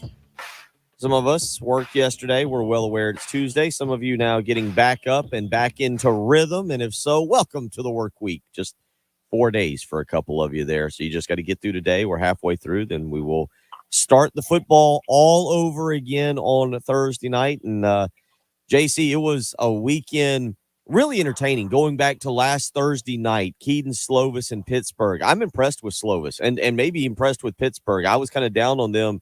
They've got a fun one this weekend against Tennessee. That line has actually had some movement already in favor of Tennessee, and a lot of people are expecting stuff from Tennessee. But you got a particular performance. Slovis threw for 308. Obviously, Stetson Bennett. I told Jamie Bradford this. If I was doing week one, like if you wiped my memory clean, and I didn't know anything prior to September 1, so I didn't know what Bryce Young had done last year. Stetson Bennett's the Heisman leader after week one, if you ask me. Oh yeah, I mean, you know, if you're doing it that early, certainly, high profile game. Look, I don't want to diminish what Georgia did because they're good, right? But that Oregon team, that didn't look like an Oregon football team. That looked like a team that was extremely intimidated by the environment. It looked like a team that was playing slower than it normally does. Maybe that's because Georgia's fast on defense. I don't know. But let's not. I don't want to underappreciate how bad the Ducks looked. Okay, they just didn't play well, and it added up to a big Georgia win. But certainly, you got to be impressed by Stetson Bennett. He's a guy that, in the face of all, of the negative opinions about him and the fact that everybody kind of considered him limiting to their offense, he's a big time player for their offense, and he won the national championship last year and has gotten off to a great start this season. So you got to tip your hat to him. With the way he plays football, he's difficult to defend. He's got some wheels to him. He keeps his head downfield, all that good stuff. So, yeah, you're right, Bill. Hats off to him. And if there were a Heisman poll this week, I'm sure he'd be at least up there. Another guy who may have at least tossed himself in the conversation. I don't think anybody's going to start calling him a front runner or even a guy that likely makes it to New York, but at least now kind of jumped into the conversation was Anthony Richardson as Florida went down to Utah. I'll admit, and I told Jamie this week, or Jamie yesterday, I got to get you and he on our picks. By the way, he talked a little trash on you. He said that he whipped you pretty soundly in the picks last year and wouldn't mind doing it again. So may have to get you two. He got me. But I had Utah minus the 2.5. I thought for sure Kyle Whittingham would go down, would find a way. Florida would still be in a state of rebuilding. But when you pick up a top 10 victory to start the new era of Billy Napier, to me, that's a sign that Florida may be a little bit further along than I anticipated. Well, I'll tell you this about their offensive scheme.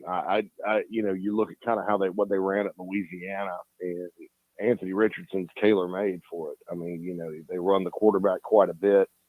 He's really, really good at running the football. He can throw the ball. They have enough talent left there. And it's kind of funny because everybody said Mullen didn't recruit well. I don't necessarily always buy that. But they got enough to where, because when you're dealing with Florida, Bill, they're always one of the faster teams in the league, no matter how good they are. They're always fast. And I'll remember that, 2017 game where they came to Columbia with an interim coach. Jake Bentley threw those picks early. That was because Carolina was not used to the speed that they have on defense. And they're always really fast. And so, you can use that. And it did not shock me that Florida won the game. I think I did pick Utah I thought they'd go down there and win by about 3. But yeah, if you're the Gators, you're living life large right now. I mean, you're happy. You better get ready because Kentucky's coming into town. But that's part one of what could be. If you look at kind of who everybody else plays, Bill. If they start 2-0 and beat Kentucky and Utah back to back, that gives the Gators quite a bit of confidence. That kind of puts last year completely to bed for them, and that's what I thought was important for Billy Napier this year, and that's why the start of the season was kind of tricky. Because you start losing again, and that's that mindset. Here we go again. And the teams that have improved seasons figure out how to win, and it looks like the Gators have done that early. JC Shurburtt joining us as he does every Tuesday morning, 7 to 8 a.m. There was an entertaining one up in Boone, North Carolina, and it really is kind of entertaining because North Carolina now goes on the road to Georgia State this weekend, and we get to see just if Georgia State can pull off a massive win there in Atlanta. But I was where is the North Carolina program? You still cover recruiting better than I do. Jamie and I talked about this yesterday in terms of South Carolina, obviously having to go into North Carolina, trying to recruit against the Tar Heels. Mac Brown, where is that program now? Because they had such the great year with Sam Howell his freshman year, and it looked like North Carolina was ready to make the big jump, and Mac was back, and oh boy, here we go. And I don't, they're really lucky to be walking out of Boone with a victory. Oh yeah, that's not lucky's not the word for it. I don't know what's going on with their defense, Bill. I thought this would be the year that some of those 5-star guys they've been recruiting up there on that side of the ball would come on. I actually thought moving to Gene Chiswick's defense was smart because a 3-4 like Jay Bateman likes to run. When you're recruiting the Carolinas defensive line wise, you and like they're doing, you have the personnel to go for, up front. That's kind of more what your footprint dictates. If you're North Carolina, and I thought for sure, like, okay, some of these young guys that haven't done much, been on a bad defense or whatever, would come along, and that maybe their offense wouldn't be quite as explosive, but their defense would be really good.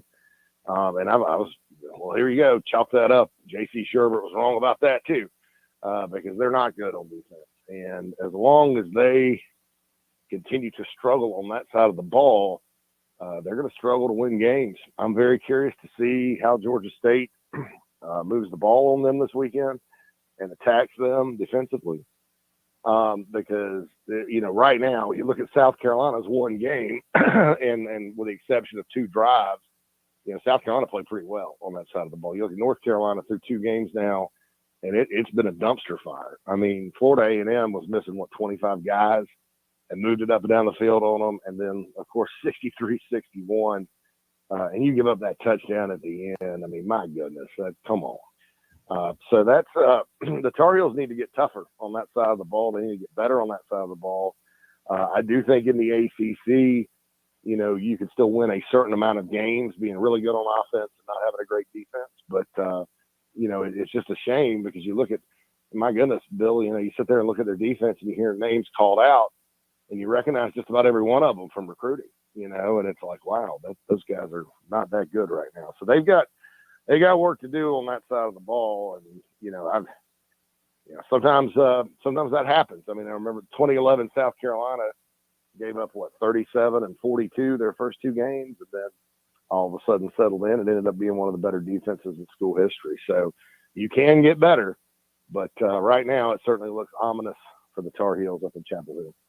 803-404-6100. If you want to text in, a couple of you doing that, we'll get to some of those as well. We'll get back to South Carolina discussion. Want to get JC's thoughts, and we'll go back and forth on Spencer Rattler's debut, one of the most anticipated debuts of all time. Plus, I guess with the retirement of Jadeveon Clowney's jersey, although I think they were just retiring his jersey, not the actual number 7. There was, I guess, concern that Rattler wouldn't have a jersey for the second half. Glad that got settled. Everybody was concerned he'd just come out with shoulder pads and no jersey, but we'll get the opinion of JC on the debut of Spencer Rattler. Again, one of the most anticipated debuts. I've been around South Carolina for quite some time. There was a mixed bag of things and what we can expect moving forward. You're listening to the early game on 107.5 The Game. The year was 2007, and on November 12th, 107.5 The Game went on the air. And since then, we have celebrated with you 2 College World Series titles. Line drive, right field, base hit. South Carolina wins the College World Series. Our 15th anniversary celebration on 107.5 The Game is sponsored by Lexington Orthopedics and Sports Medicine, getting you better sooner. Jackie Bradley makes the catch. South Carolina has got back-to-back national titles. Happy anniversary to us on your home of the Gamecocks. I don't really know how I feel. I've never been in this situation before, but I know one thing. I'm extremely proud for these players, these coaches, the University of South Carolina National Championship. 107.5 The Game and the new 107.5 The Game app. So, Bill always harasses me. Oh,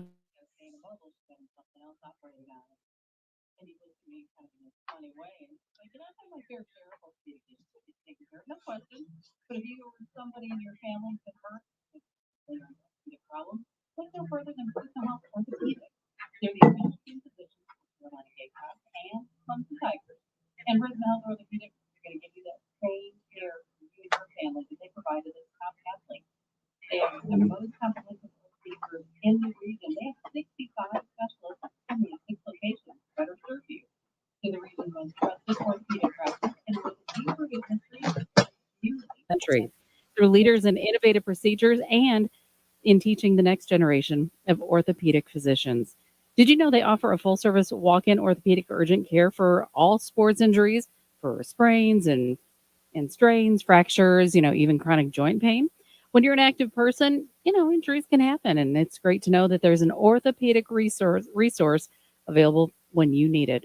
Prisma Health Orthopedics, plain and simple, has built a foundation for patient-centered care and innovation that results in the best possible services for their patients. You can learn more by visiting prismahealth.org/orthopedics.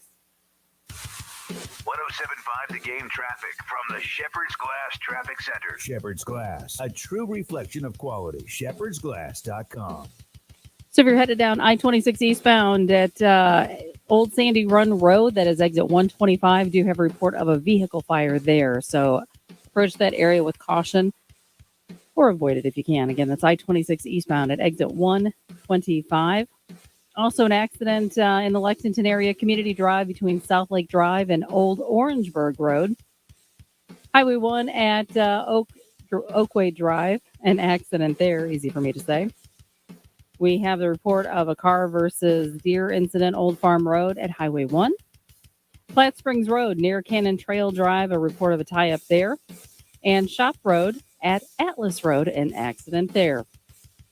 And your forecast for today, we are looking for warm and muggy conditions today, 92 for the high, 90 tomorrow with some storms around, drops to 84 on Thursday with some afternoon storms. Right now, though, 75 at 107.5 The Game.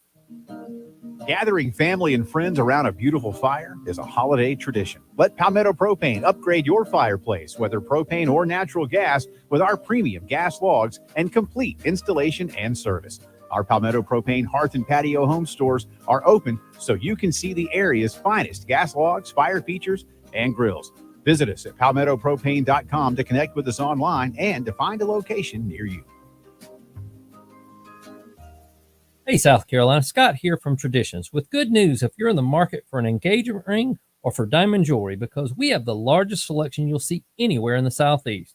And whether you're in the market for a traditional mine diamond or for one of these amazing new lab-grown diamonds, we've got you covered. Because whether you're buying mined or lab, you'll be happy to know that at Traditions, we guarantee the trade-in value of both kinds of diamonds at our store.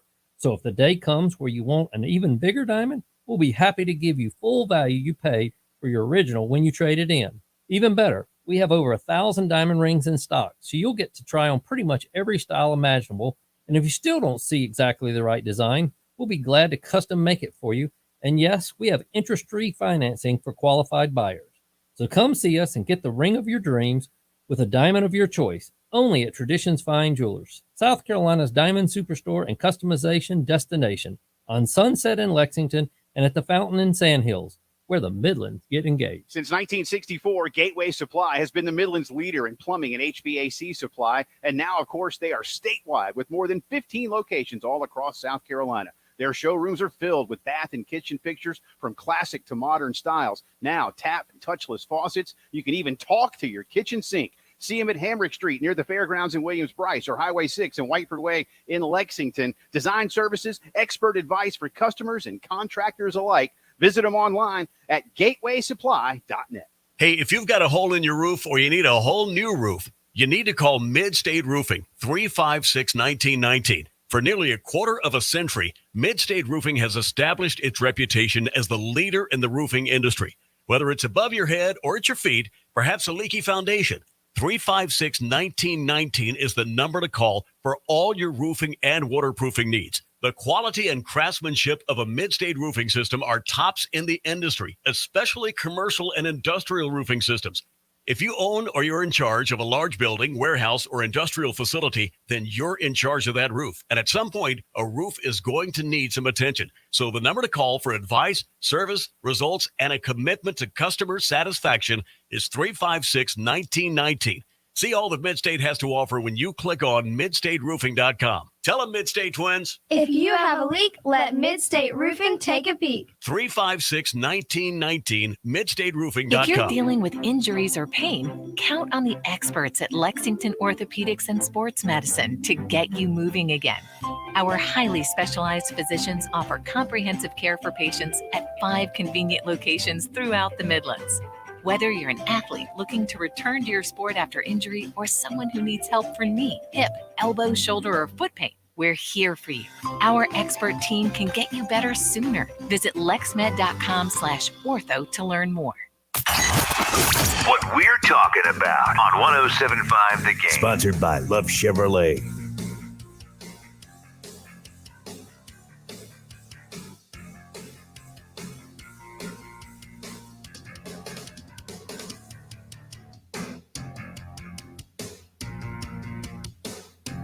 .38 on a Tuesday morning. JC Shurburtt, Bill Gunner, Jen Jensen, as we get you up, get you going, get you out the door, back to school, whatever it is you may be doing, as we also start getting you ready for the Arkansas game next week. And one of the things that we'll continue to monitor is the progress of Spencer Rattler, 23 of 37 on Saturday night. JC, we talked about it last week.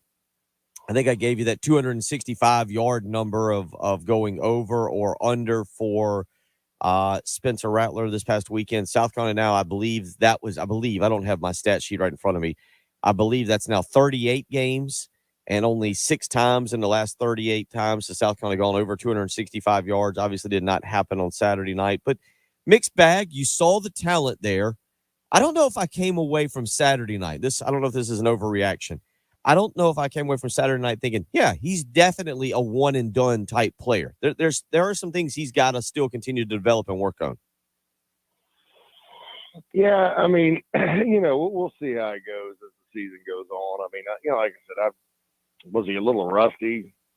Probably. I mean, the guy didn't play a lot of football down the stretch at Oklahoma last year and all that. It's a new offensive system.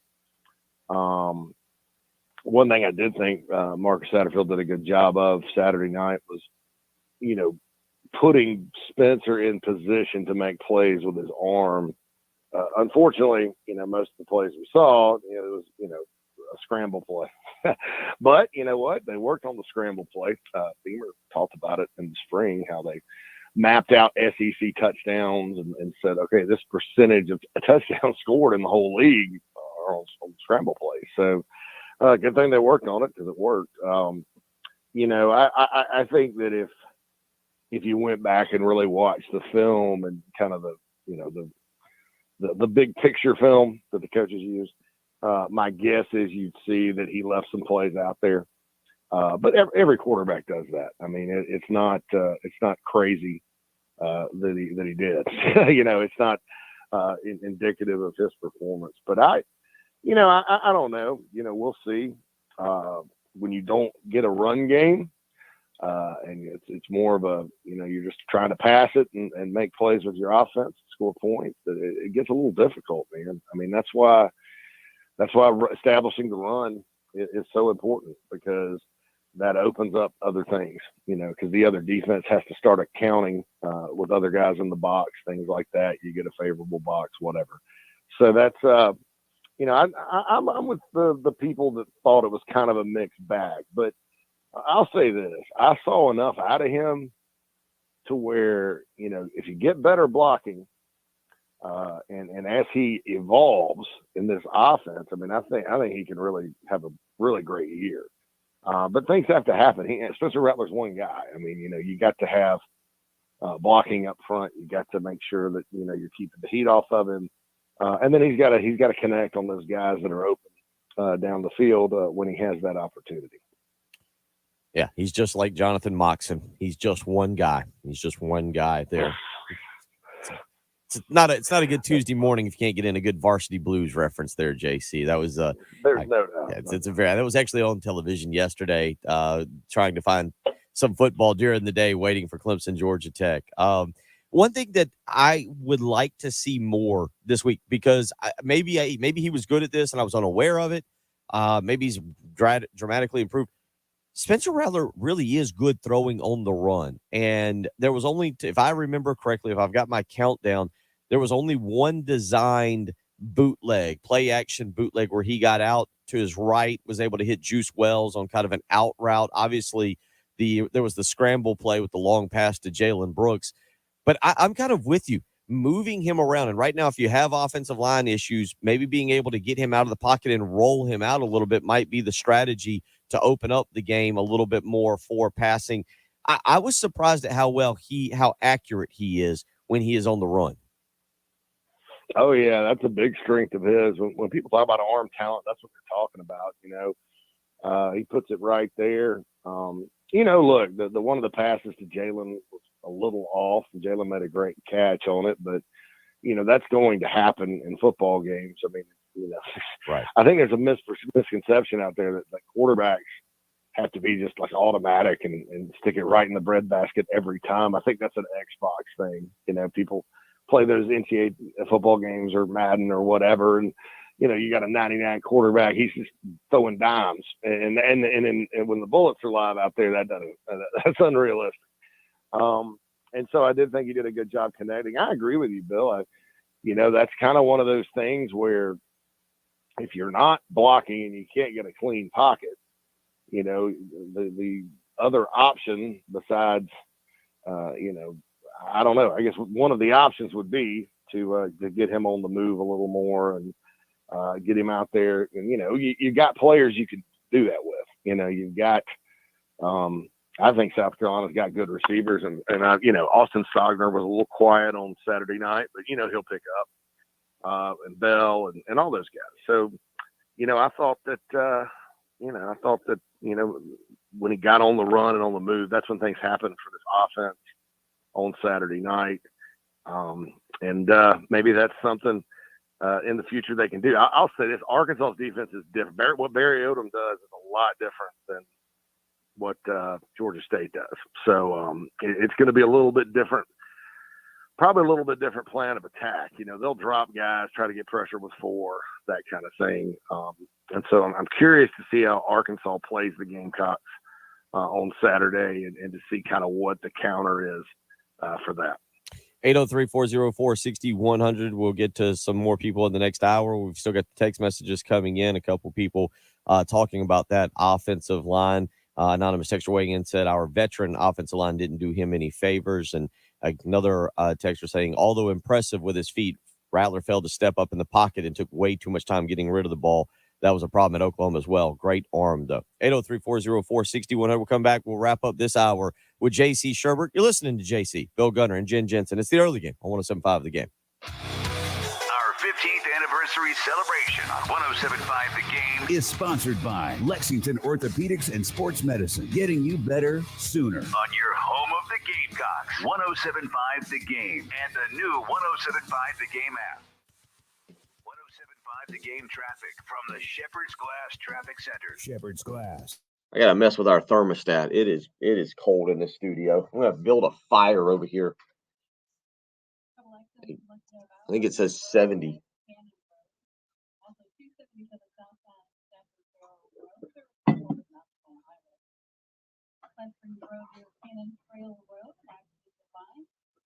Also, Community Drive between South Lake Drive and Old Orangeburg Road, and a new crash, Same Gang Road and Garner Fairview Road. Kind of easy out there this morning, but otherwise, just be too bad. Warm and muggy today. High. Storm possible tomorrow. 90 is what we'll get for high, and on Thursday, afternoon thunderstorm for high. 84. Right now, though, the sun is out. 75. 175. Sponsored by There is a legitimate 5-degree temperature difference between our little area out there and being here in studio. Morning, Don.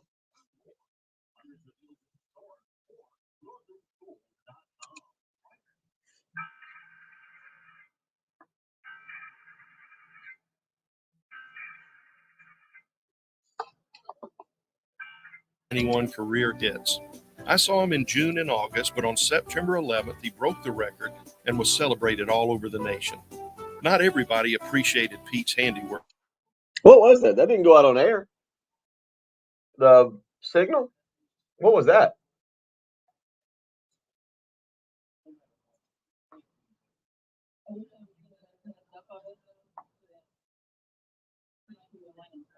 I didn't hear it go on air. Yeah, it was over the air. It just wasn't on the live stream or the stream.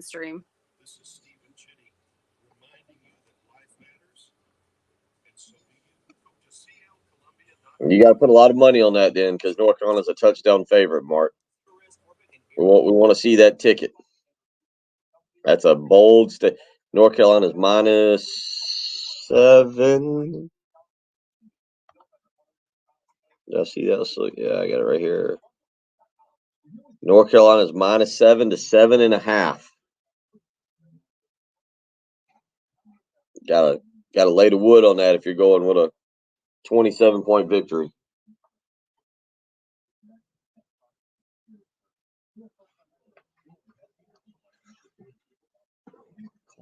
I should pour my coffee on it.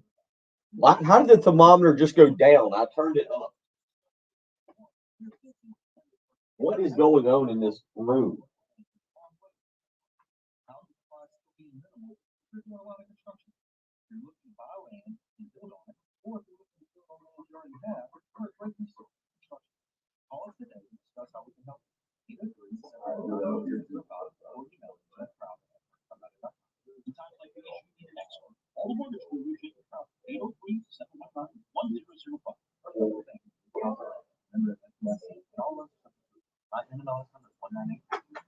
I know what back to school means. It means rides to school. Football. We'll see if that does anything with. My goodness, I do not like being cold.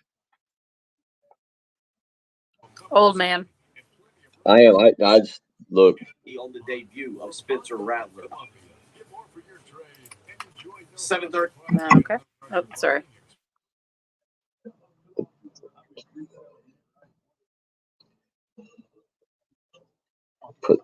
Put my coffee cup in this koozie.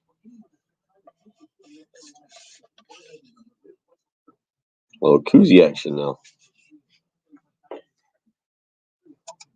Yeah, I thought Bell looked all right.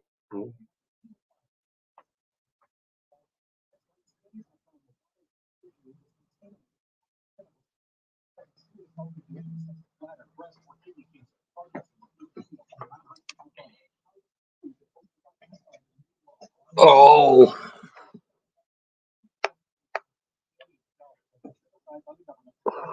I'll get to those phone calls when we come back in the 8 o'clock hour. I'd probably enjoy doing the show down there because it probably is warmer. It's chilly. It is. I don't handle it. Of course, we got these big old windows right here.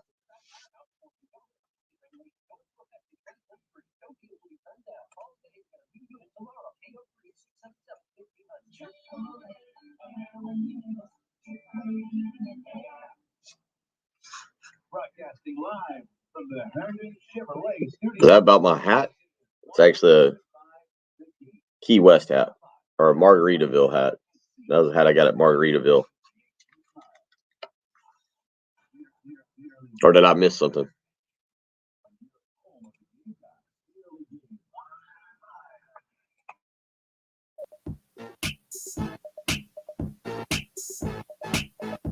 Wrapping up hour number 2 of the early game, Bill Gunner, JC Shurburtt, Jen Jensen, as we get you up and out on your Tuesday morning. And, well, JC, you knew it was going to be as you were watching it. You probably had to think, boy, the discussion all week is going to be on the offensive line and the offense. But there was positives to take away from the defense. I thought Jordan Birch stepped up.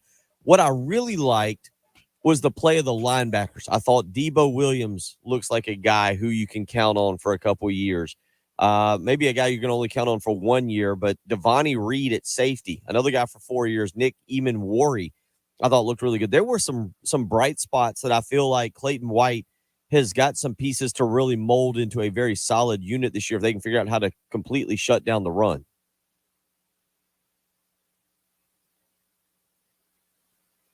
Oh, we'll get back to JC here in just a second there. Get Jen. Any luck? Nope. Yep. We got nothing on JC? No, we'll check on that there, Jen. Jen looking to see we might have a little technical audio difficulty. But again, we've talked a lot about the offense. Certainly, you got to give credit where credit's due, and that goes to both special teams as well as the defense. Special teams we'll talk more about on Thursday as it leads into Arkansas. But defensively, again, yesterday, some of the things that I talked about, Jordan Birch, I thought was solid this past weekend. Definitely made a nice step forward. And then again, to me, the linebackers, Mo Kaba, stepping up a little bit and looking better. You also had, I thought, an improved performance from Brad Johnson, who, again, did some really nice things, especially against the run. I think Brad Johnson fits really well with what they want to do. And JC, again, talking about the defense and some of just the individual performances. And again, Kaba, I thought, stood out. I thought Birch had a particularly nice in performance. And I really liked Eamon Worry and Reed back there at the safety position. Yeah, Eamon Worry with a big stop early on in his college career. I think, R.J. Roderick had an injury, so Nick had to go play. And, boy, hats off to him. I mean, when they recruited him, Bill, you say, well, this guy's about 220 pounds and 6'4" and can cover. Great. You don't know if, how long that's going to take to turn him into like a guy that can go start a game in the SEC. Well, I think he's one of those guys that's been accelerated. I mean, sometimes when you go through preseason, you hear about this guy or that guy, right? And sometimes it doesn't always work out. This guy had a good camp. Well, he gets to the season and not as productive, right? Well, sometimes, though, when you hear about a player from everybody, like it doesn't matter, media interviews, Beamer, behind the scenes, all those boxes, and they keep talking this guy up, chances are he's pretty good. The only other two guys, and they're both secondary guys that I heard this about, like universally, were Stephon Gilmore and J.C. Horn when they came through. So that's probably a good sign for Nick and Worry there. I like DQ too. I thought, to be a guy they kind of added late in recruiting, to go in there his first game at Williams-Brice, a hometown guy, get a punt return, scoop and score was huge. And I thought he played well on defense. Mo Kaba had a very impressive preseason camp as well, and I thought he took that to the field Saturday night. Brad Johnson played well. I love Debo Williams. I think Debo Williams has a lot of natural things that he does well, and he just has to continue to kind of come on and continue to get the position down. So lots to like about the defense, I thought, on Saturday night, especially when you look at that number and you go, well, Georgia State rushed for 200 yards, run defense isn't fixed. But then you kind of look at like when they did it, and it was like the opening of the game and then toward the end of the game when I don't think the outcome was in doubt. So other than that, through the middle of the game, the Gamecocks defense played, I thought, exceptionally well on Saturday night. Yeah, to that point on the defensive line real quick, and we'll talk more about this on Thursday, but they'll get a test this weekend. I do still worry about the size, the physical size in there, but did you like what you saw in terms of going up against that opponent, how it will translate to this coming week against a bigger, more physical Arkansas team? Oh, yeah, they're just going to bring it. I mean, Boogie Huntley's 300-plus pounds. Zach Diggins is 300-plus pounds. I mean, those guys should be able to do it. Arkansas does have a big veteran offensive line. And they're going to run it in different ways than Georgia State did. But they're still going to try to run it with Rocket Sanders and KJ Jefferson. You've got to make sure that on defense next week, the Gamecocks have to make sure they have one of those games like they had against North Carolina and Florida last year where, job number one is keep that quarterback from running all over you. And I think that's the key for the Arkansas game kind of right now on defense. He's J.C. Shurburtt, as he does each and every Tuesday and Thursday, joining us here in the previous hour. Anything you've missed, Jen will have up on the podcast page. Heard the dog Red get involved there in the back, offer some opinions as well. We look forward to talking with you again on Thursday. Yeah, I'll talk to you Thursday, Bill. Thanks, guys. Take care. JC Shurburtt, BigSpur.com. Again, coming up later today, you can follow the BigSpur.com as well as right here for coverage of Shane Beamer's 1:30 press conference to discuss a lot of what we are talking about today. Coming up in the next hour, Drew Barrett of ESPN Arkansas hops on with us. We'll talk about the Razorbacks, and we'll take your phone calls as well as some of the text messages. Get to some of those. Got plenty to do. One more hour here on the Tuesday morning version of the early game on 107.5 The Game.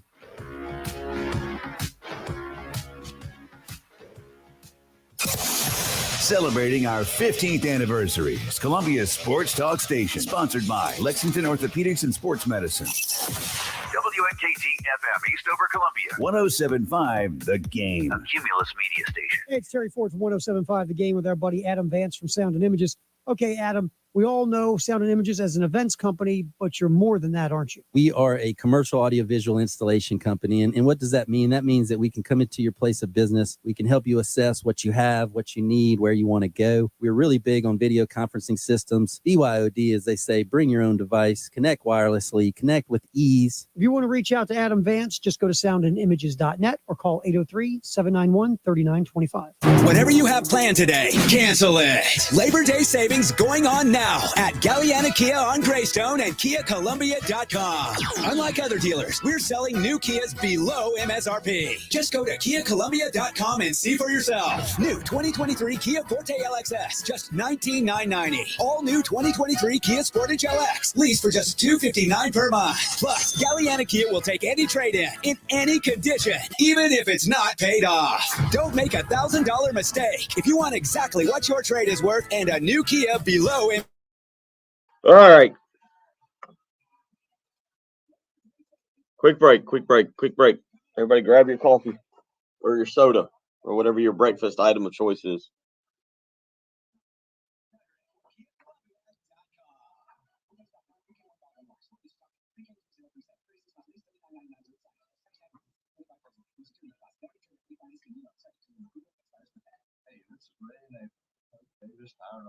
It's time to kick off football season and time to kick off our fall Michelin special. Hey, Dad, let's sell Michelin's at cost.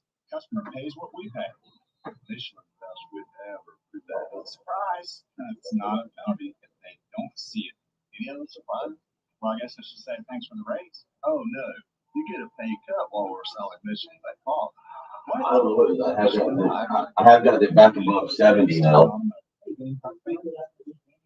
I mean, it's fine. It says cooling, so clearly. I think we have to keep it on, but we can get the blower to stop. Well, or start building a mini fire. Like it. As long as we get one that has our logo. Yeah, it's true. I don't know where that came from. Oh, was it on? Oh,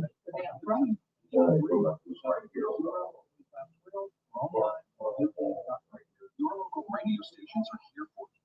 No subscriptions or monthly fees necessary. We're here to give you the news, weather, and traffic you need and the music you love. We're known record labels if you could stop the music. They want Congress to force radio stations to I thought that was similar to play their music. Don't let radio silence. I don't know. Yeah, when that was such a big deal for it was such a big deal for Rich to put up in the building. You could hardly see any of the logos. It was kind of dumb. Yeah, it should have. I mean, it really needed to be bigger because if you go by, you don't see those. Yeah, it's a tie can come back. I don't know if the other guy will. Okay.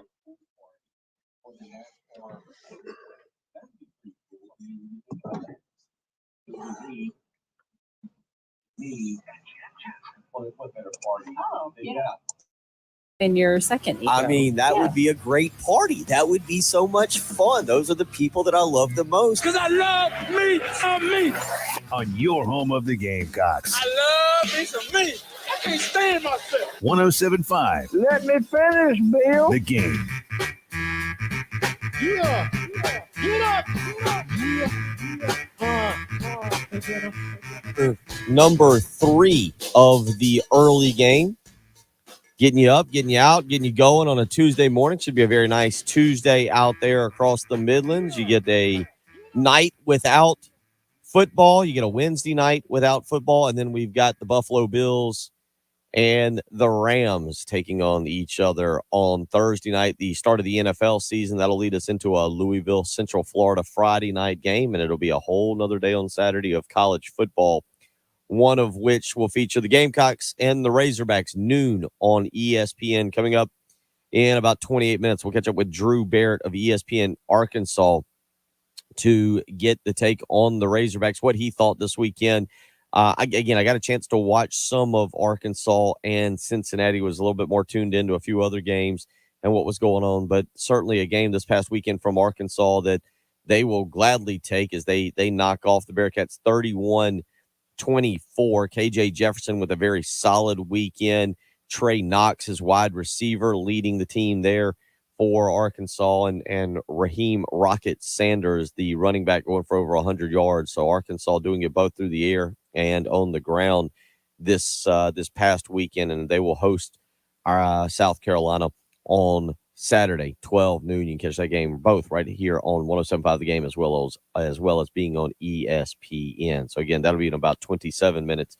Drew Barrett joining us from ESPN Arkansas to give us a breakdown there. If you want to weigh in this morning, 803-404-6100 is how you can be a part of the show. A couple of you weighing in.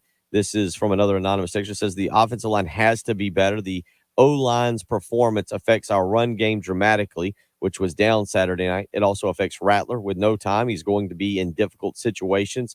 Thought he did a great job on making plays on the run with his arm. But if we want to win games in the SEC, the O-line needs to step up. And then Charlie weighing in earlier, we got a text message about Rattler running a little bit too much and not stepping up in the pocket. Charlie says, what pocket? There was no pocket to step up in. Rattler was under immediate pressure. So again, if you want to weigh in, 803-404-6100. Let's also get out to the Love Chevy phone lines. Ty is on the line wanting to talk about the Georgia State game. Ty, how you doing this morning? What's on your mind? Hey, how y'all guys doing? The thing that's on my mind is the thing that's been on my mind since Satterfield got there. He don't believe in the power run. He said that himself. And if you don't believe in the power run, that means two things. You ain't gonna be able to run it efficiently in the SEC, and your defense that you practice against every day is not gonna get a good look at a power runner team. And that's what I seen when I went to the Georgia State game. The offensive line couldn't get to the third level. They couldn't get to, the second level. They couldn't get no punch. No initial punch for the run game. If you look at it, it was no punch. It was behind the line of scrimmage every time. Marshall couldn't get anything. When he did get something, he was dancing too much instead of hitting the hole. But that's another question. But I think that both of the lines is going to be the biggest issue this year. D-line cannot get off their blocks to save the world. A couple times they had some pressure, but if you look through the whole film, they couldn't get off blocks. And I know Sean Elliott is the offensive line coach, and I don't know how good his offensive line is, but it looked really good last night. Saturday night. But that's my two biggest issues. Rattler's perfect as far as what he did. For the situation that he was given, I believe he did an excellent job. He was hitting them on the dime, on the run. He was hitting out. He did have 2 or 3 bad passes. 2 was interception. One was actually a good interception on the DB. One was Whaley over the head of the wide receiver. But I think Rattler's not the issue. It's like everybody been saying, O-line and it's the D-line, and I think it all stems from not being a power running team, and that's all I have to say. Appreciate the phone call, Ty. I mean, as far as the power run game, obviously, I was maybe a little surprised we didn't see a little more, say, I formation, trying to get Nate Adkins in there back as kind of the fullback type position and give Lloyd a little bit more of a lead blocker. I don't know if that's in the playbook or not. I'll say, for me, Marcus Satterfield was not the issue on Saturday night. I have no problem with the play calling. I really don't have a problem with the formations used. I like the way they tried to incorporate Jaheim Bell into the offense in different ways, not only by giving him the football, by using him as a decoy, which opened up other plays. The passing game featured several passes over the middle. You certainly can say you'd like to have seen more deep downfield shots, but again, I'm not sure Spencer Rattler had the time to stand back there in the pocket and chunk it deep and get away with that. It seemed like by the time that he was getting his feet set, maybe wanting to go down the field, he was being pressured and having to scramble primarily to his right. But the offensive line is going to be the discussion until they prove differently.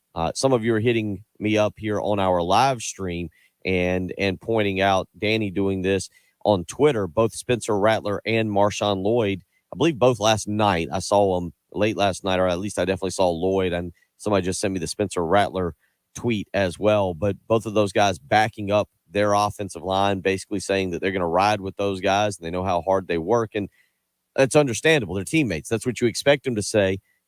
But we all agree that they've got to go out and show it. And until the offensive line goes out and physically moves people around and opens holes, I thought Marshawn Lloyd, we can talk about his dancing and his shiftiness and maybe not getting directly to the hole, but I think Marshawn Lloyd looks ready for a good season if he can get blocking. He showed the burst, he showed the quickness, the athleticism that we knew Marshawn Lloyd had coming out of DeMatha, coming to South Carolina, and he looks fully healed from that ACL injury. I think the question is just simply, can he get holes to run through? And the same thing with Juju McDowell, who's a weapon, but just simply Saturday night had no room to run and couldn't get to the second level to get into a one-on-one situation against the linebacker and maybe make him miss and turn a 6-yard carry into a 60-yard carry. The offensive line will be something, whether people like it or not, that just simply is discussed on a daily basis until they go out and prove differently. And, Marcus Satterfield, because he is the offensive coordinator, the buck stops with him. He's going to be scrutinized as well because of that group. Now, again, I'll give him a little bit of a pass this weekend because I'm okay going back and seeing the play calling, seeing some things that happened. I'm okay with what I think he was trying to accomplish. I thought it was an improvement. We got a text message in, 803-404-6100. We had received a text message in, and I'll see if I can go back and find it, but it also referenced Freddie Kitchens and the impact that Freddie Kitchens is or may or should have on this offense. And I think that that's very interesting as well, because now Kitchens has a little bit more film to go on this week, seeing what Spencer Rattler is in this offense, seeing what he's working with along the offensive line, and maybe Freddie Kitchens can come up with something and they might be able to kind of change up the strategy or fix if there was significant blocking or schematic disadvantages, fix those. You're not going to be able to fix a talent issue at this point. You have to do it through recruiting, and that's still going to be years away. 803-404-6100. George says, I left the stadium on Saturday as disappointed as I have after some losses. With an elite quarterback, I expected to see an offense that at least looked like it knew what it was doing. Instead, I saw more of the discombobulated mess as last year. Geez, George, give George a hug. I was like I was telling people, look, you've walked out of that stadium having lost to Citadel, App State. You've been blown out a couple times. A win's a win. Take that and roll with it and hope that they can get it fixed. I agree. Now, the people that are saying it's not a 1-game sample, it's a 14-game sample. I do understand that, but now you've got to see what they're going to do to improve it this coming week. There's no more give me games before some monsters here with Arkansas and Georgia to get the thing right. But take what you can get, and kind of roll on. There's a reason also that South Carolina, even with the elite quarterback and everything, was only about an 11 to 12 point favorite on Saturday night. Vegas was giving Georgia State a little bit of love. I guess they've got a lot of faith in Sean Elliott's ball club. 803-404-6100. Coming up in about 20 minutes, we will be joined by Drew Barrett of ESPN Arkansas. We'll talk about the Razorbacks and what you can expect this coming weekend. Looking at the spread, by the way, right now, I'm using, again, VegasInsider.com, which gives me multiple spreads here, whether it's BetMGM, Caesar Sportsbook, South Carolina, 8.5 to about 7.5 point underdog. Let me see. The 7.5 point is on the Bet Rivers. I'm not familiar with that one. I'm familiar with the Win. I'm familiar with Caesars. I'm familiar with BetMGM. This other one I am not quite. So. Yeah. I've heard of them. Oh, okay. All right. Well, there we go. We got that one there. But about 8.5 point favorite is what Arkansas is listed at right now. We'll continue on. You're listening to Bill Gunner, Jen Jensen. Coming up in about 20 minutes, it's Drew Barrett of ESPN Arkansas. It's the early game on 107.5 The Game. The year was 2007. And on November, It might be more kind of Midwest or up north. celebrated with you 2 women's national championships in hoops. A spectacular performance, and South Carolina has won the national championship. Our 15th anniversary celebration on 107.5 The Game is sponsored by Lexington Orthopedics and Sports Medicine, getting you better sooner. South Carolina has captured its second national championship. Yeah, Bet Rivers Casino Sportsbook. I'm not Pennsylvania. a big gambler, but I'm Yeah, familiar with them. Pennsylvania. That's why I'm not. Pittsburgh and Philadelphia. So, yeah. I see some New Jersey, Colorado. Huh.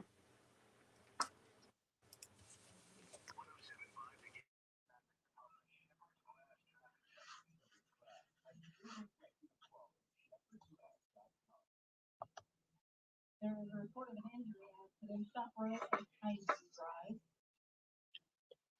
Also, a deer crash, Chain Gang Road at Douglas Ferry Road.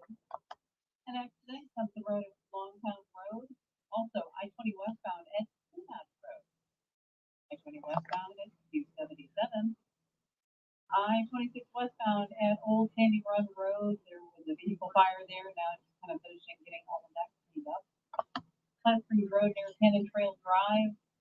South Beltline Boulevard at Stop Road and Wessender Road at Canyon Road. So holy smokes, it's sunny out. It's supposed to be today. I'm not sure what's going on out there. But warm and muggy today for the high 92. Storms around maybe tomorrow 90. So right now, sunny. You know, I don't know. Cincinnati lost a lot, but I would think Cincinnati would be a touchdown to a 10-point favorite, but they lost a lot from last year. We'll see. Turning first and goal at BC 10 into a punt. All right. You know, Heath made a comment on Saturday night, and he said out of 14 games under our current offensive coordinator, 7 we have not scored in the first quarter. Yeah, but a lot of that occurred to start the season last year, I think, as they were playing different quarterback, different play. Because I'd have to go back and look. And what the games were, but I guess, you know, then starting this season that way. And again, I know you were saying you don't know that it was necessarily the coordinator at this game, but I just thought that stat was kind of interesting. Yeah, I mean, I'm not saying everything's perfect, that's for sure, but it's definitely but I also don't know how much better it's going to get. Like, that's kind of the bad thing is, like, I'm not sure, but I guess I'm just the way Steve Spurrier did everything. I'm just spoiled, but they got to get it better. It doesn't matter. Spurrier was not a good offensive coordinator with a bad offensive line either. Okay.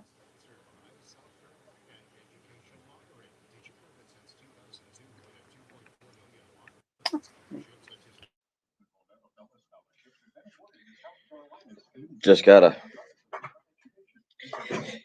see what they can do. We're into the season now. It's not talking season anymore. No longer talking season. It's watching season.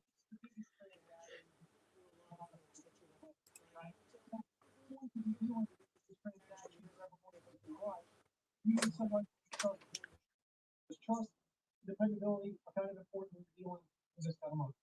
Oh my, Kevin Johnson, Jeff Cooper's 2 key values of Johnson team: communication, availability. Don't believe me? Write down this number real quick: 803-770-5496. That's 803-770-5496. You call it, guess what happens? Kevin will personally take your call. It won't be some 800 number talking to some guy in Billings, Montana, who doesn't know Columbia, South Carolina from Columbia, Missouri, or country form. If you're buying or selling a home, It looks like the president's wife, Michael Emeritus. He was in the student section. I guess his wife was. I don't know much about his wife. She's just got her arms up with a towel and looks like she's giving a woo. Looks like she was having fun. Hey everyone, this is Gus Furlong. Our family for almost 15 years has made Midas Auto Service and Tires #1 in the Midwest. Our team takes care of you, period. We have 26 locations. Come see us today at one of our 8 locations in the Midwest. Midas is the best in the Midwest auto service by the expert team at Furlong Solutions. Every time I take my car to Midas, it's built to be unbeatable. Midas does it right the first time. All right. Schedule an appointment, see additional savings we have, and utilize one of our Midas courtesy vehicles for your convenience during your visit.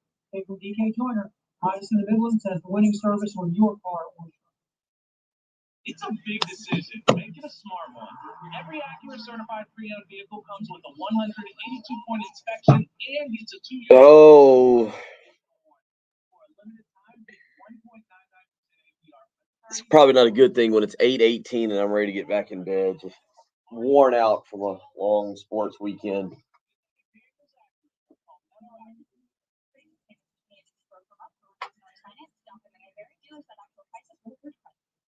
Broadcasting live from the Herndon Chevrolet Studios. This is 1075 The Game. Stop by, shop online today, and see why Herndon Chevrolet makes you smile. The Game with Bill Gunter and Jen Jensen On your home of the Gamecocks. 1075 The Game.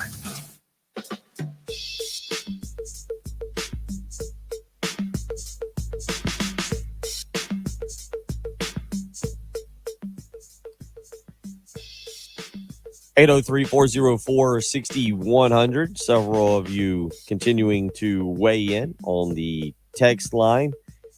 You can continue to do that. Steve-O saying, I think expectations are off. I believe this team will be more closely resemble the Lou Holtz teams we saw during his tenure here. More of a grinded out to win team instead of the offensively dominant teams of the Spurrier era. I like what this team has the potential to be. Everyone needs to chill, let the season play out. Not sure. I mean, Spurrier's best offensive team went 7-6, and they had no defense whatsoever. Most of his teams were Spurrier's teams won on defense when you really go back and think about that defensive line and guys like Gilmore and Swearinger and Holloman and Antonio Allen, even a guy like a Jimmy Legree. Spurrier actually more of a defensive minded coach here. Not what he wanted to be, not what he intended to be, but we'll see. There is an element of that. You got to let the season play out. You got to see if the old adage of improvement from week 1 to week 2 turns out to be true in this situation, and kind of where that takes this football team. After about mid-October last year, it was a pipe dream to think South Carolina would be going to a bowl game. They called some breaks. Obviously, we know what happened to Florida. Remember, Florida last year, in week 3, played Alabama off their feet down in the swamp. And by the time the Florida Gators rolled into Columbia, that was a team that had quit on their head coach and subsequently got him fired. But they also got blasted in South Carolina. So it is a long season. It is just one game. There are things that certainly need to be improved upon. There are things that, can be concerning as we saw it last year. But I'll go back.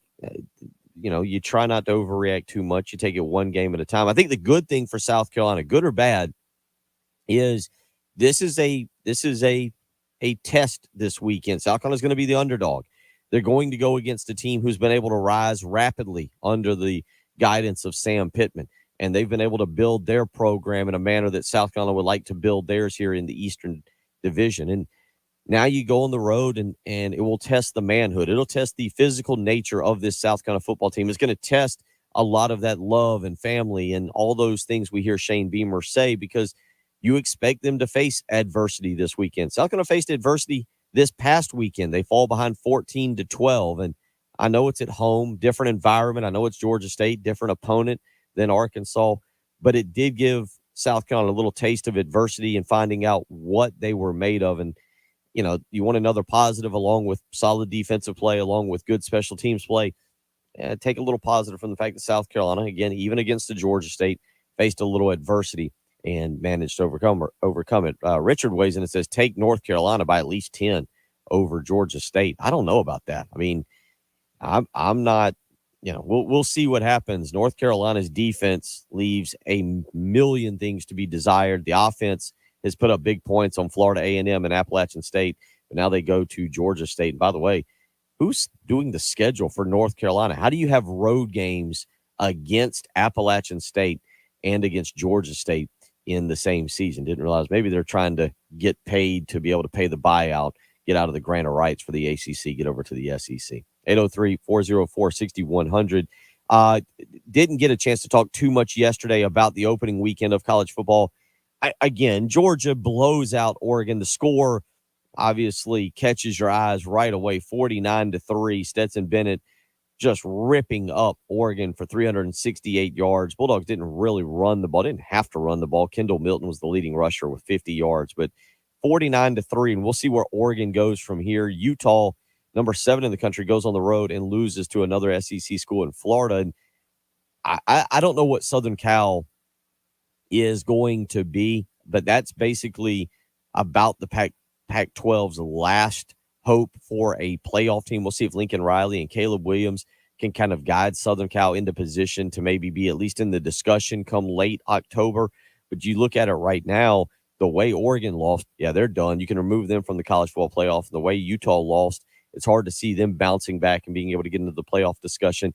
That is the good thing about a 12-team playoff, right? Like I love the regular season of college football, but at least you're not doomed like, say, a Notre Dame. I don't know what the future for Notre Dame will be. Notre Dame probably in the loss was one of the more impressive teams because I kind of thought Ohio State would put up a lot more points and kind of run Notre Dame out of the building there. I had Notre Dame covering, but I thought it would be a little bit more of a dominant Ohio State victory. And C.J. Stroud threw for 223 and looked pretty good. But Notre Dame fought, hung in there, had the lead there late in the third quarter, and Ohio State was able to obviously bounce back and get that victory. But, you look around the college football landscape this week, you saw a 1-point win for North Carolina State on the road. Number 13, North Carolina State, 1-point victory over East Carolina. We talked about North Carolina and that 2-point victory over Appalachian State. So things could have been worse for South Carolina. They didn't. You were not sweating the ball game, which actually surprised me. I thought South Carolina would be sweating it a little bit with about 10 minutes to go, and they weren't. They were in pretty good control of the ball game, and that was a little bit of a surprise for the way I predicted and the way I thought things would go. But again, you allow things to play out, not just for South Carolina, but there's probably a lot of sports talk in Raleigh this morning that continues on about North Carolina State basically needing East Carolina to miss an extra point with about 5 minutes to go and a relatively short field goal that would have won East Carolina the game and absolutely ruined North Carolina State's season. And then as far as the Tar Heels go, we're well aware of what Appalachian State is capable of, but you don't want to lose to them on the road in Boone. And certainly North Carolina stood a chance to do that. So it's they're different places for different teams. We'll see who improves from what is opening weekend of college football to week 2. And to do that, we'll talk with Drew Barrett. We'll talk about the improvement that he expects Arkansas to make, going from their 31-24 victory over Cincinnati to now getting ready for the Gamecocks. Drew Barrett with ESPN Arkansas up next. You're listening to the early game on 107.5 The Game. It's our 15th anniversary, and without you, Columbia, This might be a polka station by now. Roll out the barrel. We'll have a barrel of fun. our 15th anniversary celebration is sponsored by Lexington Orthopedics and Sports Medicine, getting you better sooner. On your home of the Gamecocks, 107.5 The Game. 107.5 The Game traffic from the Shepherd's Glass Traffic Center. Shepherd's Glass, a true reflection of quality. shepherdsglass.com. Quite a lot going on the highways this morning for being a sunny morning. My goodness. Shop Road at Pineview Road or Pineview Drive. There is an injury accident. Clemson Road at Longtown Road, an accident there. In downtown Columbia, we have Gervais Street at Millwood Avenue. Also Hardin at Highway 1. There's a report of an accident there. Highway 1 at I-20, an accident. I-20 westbound at Two Notch Road. I-20 westbound at 277. Also, I-26 eastbound at Bush River Road, an accident there. I-26 westbound at exit 125, getting that earlier accident cleaned up. South Boat Lane Boulevard at Shop Road and Wessender Road at Cannon Road are all of the accidents reported right now. Warm and muggy today, 92 for the high, 75 right now at 107.5 The Game. This football season and every football season, come to campus and catch a game. Whatever the game, whoever you're with, just catch a game. Find your tickets online at GamecocksOnline.com. Zero Res Carpet and Air Duct Cleaning, the most trusted and reviewed cleaning company in town. Take advantage of their fall sale going on now. Get 3 rooms of carpet clean for only $119 when you mention me, Bill Gunner, at 107.5 The Game. Easily schedule your cleaning online at ZeroResColumbia.com. Hey, if you've got a hole in your roof or you need a whole new roof, you need to call Mid-State Roofing, 356-1919. For nearly a quarter of a century, Mid-State Roofing has established its reputation as the leader in the roofing industry. Whether it's above your head or at your feet, perhaps a leaky foundation, 356-1919 is the number to call for all your roofing and waterproofing needs. The quality and craftsmanship of a Mid-State roofing system are tops in the industry, especially commercial and industrial roofing systems. If you own or you're in charge of a large building, warehouse, or industrial facility, then you're in charge of that roof. And at some point, a roof is going to need some attention. So the number to call for advice, service, results, and a commitment to customer satisfaction is 356-1919. All right. Oh, plug in the computer. Oh, we don't lose the live stream.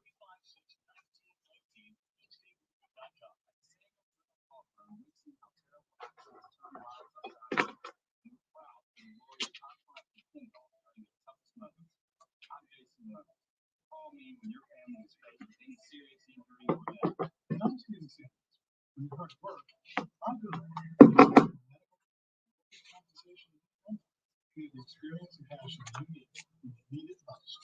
True North, 779-4000.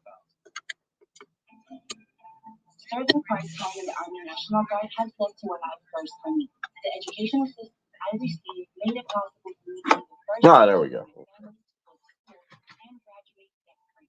That education helped get me to the first day of my dream job, a job that I can still hold while I stay pregnant. That job, plus the other benefits possible from the Army National Guard, helped me become a first-time homeowner. Also, part of my role as a National Guard soldier means I know that I can be one of the first to respond and help my community if disaster ever strikes. I'm extremely proud that I get to serve my community, and the first step I took by joining the Army National Guard has made all the difference in my life. Capture your local recruiter or visit nationalguard.com to find out what firsts are available to you in Army National Guard. Sponsored by the South Carolina Army National Guard, aired by the South Carolina Broadcasting Association at this station. Hi, my husband owns a small business in Columbia, and he ended up needing some help with some tax problems that we had. And we initially Oh. $300,000, and John Exton and his law firm ended up giving us an offer in compromise, which dramatically reduced the amount that I would personally recommend the Exton law firm. They did an excellent job for us, and it's really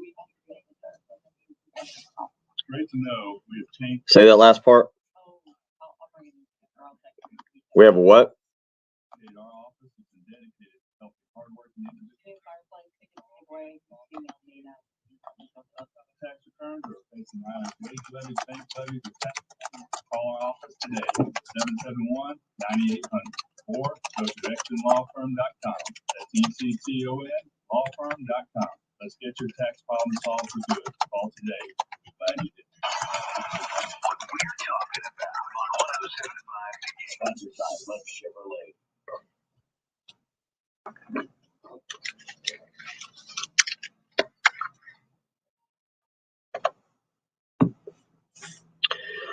$8:31 on your Tuesday morning as you get back into rhythm. Most of you, not for us. I was here. Jen was here. We were doing work. Jamie Bradford joined us yesterday. We had a blast. We talked football. Some of you showed up. Some of you decided to sleep in. We totally understood that. But now you're back at it, and hope you're having a great morning as we continue on. And to talk a little Arkansas football, Drew Barrett of ESPN Arkansas joining us this morning because the Razorbacks fresh off a 31-24 victory over Cincinnati, and it's a contest that South Carolina has had circled for quite some time because it's a measuring stick game. You know, South Carolina's trying to take their steps forward, and Arkansas was the hot pick at SEC Media Day. They were a team a lot of people are talking about, expecting some bigger things from. The Gamecocks want to be able to measure up with Arkansas. You get your chance noon in Fayetteville. Drew, it was an interesting weekend across college football. The name of the game is survive and advance, and Arkansas did a very good job of that this past weekend. Yeah, they did. It was definitely a tough matchup for Arkansas. You know, it was the first top 25 matchup that they've played at home since, I believe, like 1981. So it was a great crowd on hand at Donald W. Reynolds Razorback Stadium, where they will host the Gamecocks at, like you said, noon Eastern, 11 o'clock Central local time here in the Natural State. But with that Cincinnati game, there's a lot of things that got answered, I think, for Arkansas. Run game, Rocket Sanders really has emerged as the number one guy, especially with a guy like Dominique Johnson currently out. They're expecting him to be back with the team and be back on the sidelines this week against South Carolina. But there was also a lot of question marks that are still left to be unanswered. I think Ben Bryant did if he could have thrown a little bit more accurate of a pass, did a pretty good job of exposing Arkansas secondary issues. A little beat up too. We're not exactly sure who the personnel is going to be in that secondary. So while it was a good measuring stick, Arkansas is definitely happy to come out with the win. You're not as, you know, I guess, ecstatic about it because of the things that it could have actually cost you when you're looking at the secondary with your two biggest leaders, Miles Fletcher, nickelback, and your senior captain, Jalen Catalon. Yeah, we'll get to the injuries because that certainly plays into maybe what South Carolina wants to do. But let's look at South Carolina's offense versus, again, that Arkansas defense. Trust me, I'm going to be spending like all week talking about the South Carolina offensive line and lack of run game. So I guess talk about the Arkansas defensive front there and how you see them matching up. Give us a little insight into what South Carolina faces here, size, weight, what kind of front Arkansas will have, and how they're coached up. Mm-hmm.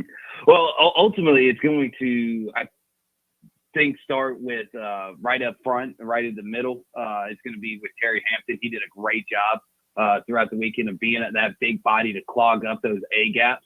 So Cincinnati couldn't really run the ball. They ran the ball decently. I think they ran for about a $120 for a team last week, but they did a really good job of really clogging up those one A gaps, whichever side of the ball you want to talk about it.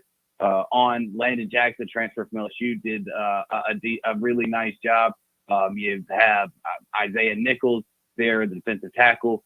And when you face Arkansas, especially talking about the front line, it's going to mostly be, I think, a three-man front. We did see a lot more four during the Cincinnati game than we did last year. And in this Barry Odom defense, I think they mostly like to run, 3-2-6s, have that extra defensive back out there. So you're going to see a lot more three-man front, just depending on what kind of situations they are. It is a defense that can, adjust and attack you at different spots, but they feel more comfortable, I think, running the three-man. And I think that's going to start with, obviously, Terry Hampton, Eric Gregory, Isaiah Nichols right there clogging up the middle. Does that mean that South Carolina fans or South Carolina can expect to see a lot more pressure off of the edges, kind of attacking the tackles? Because that still seems to be an area South Carolina really struggles with, the athleticism of the tackles, kicking back, getting in position to be able to take on a defender there.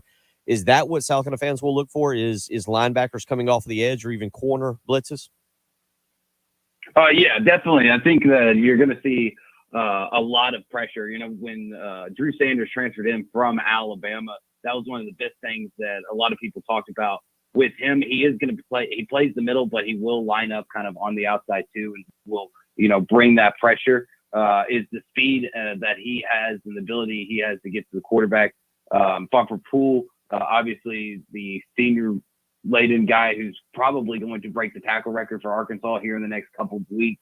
He finished last week with 13 total tackles.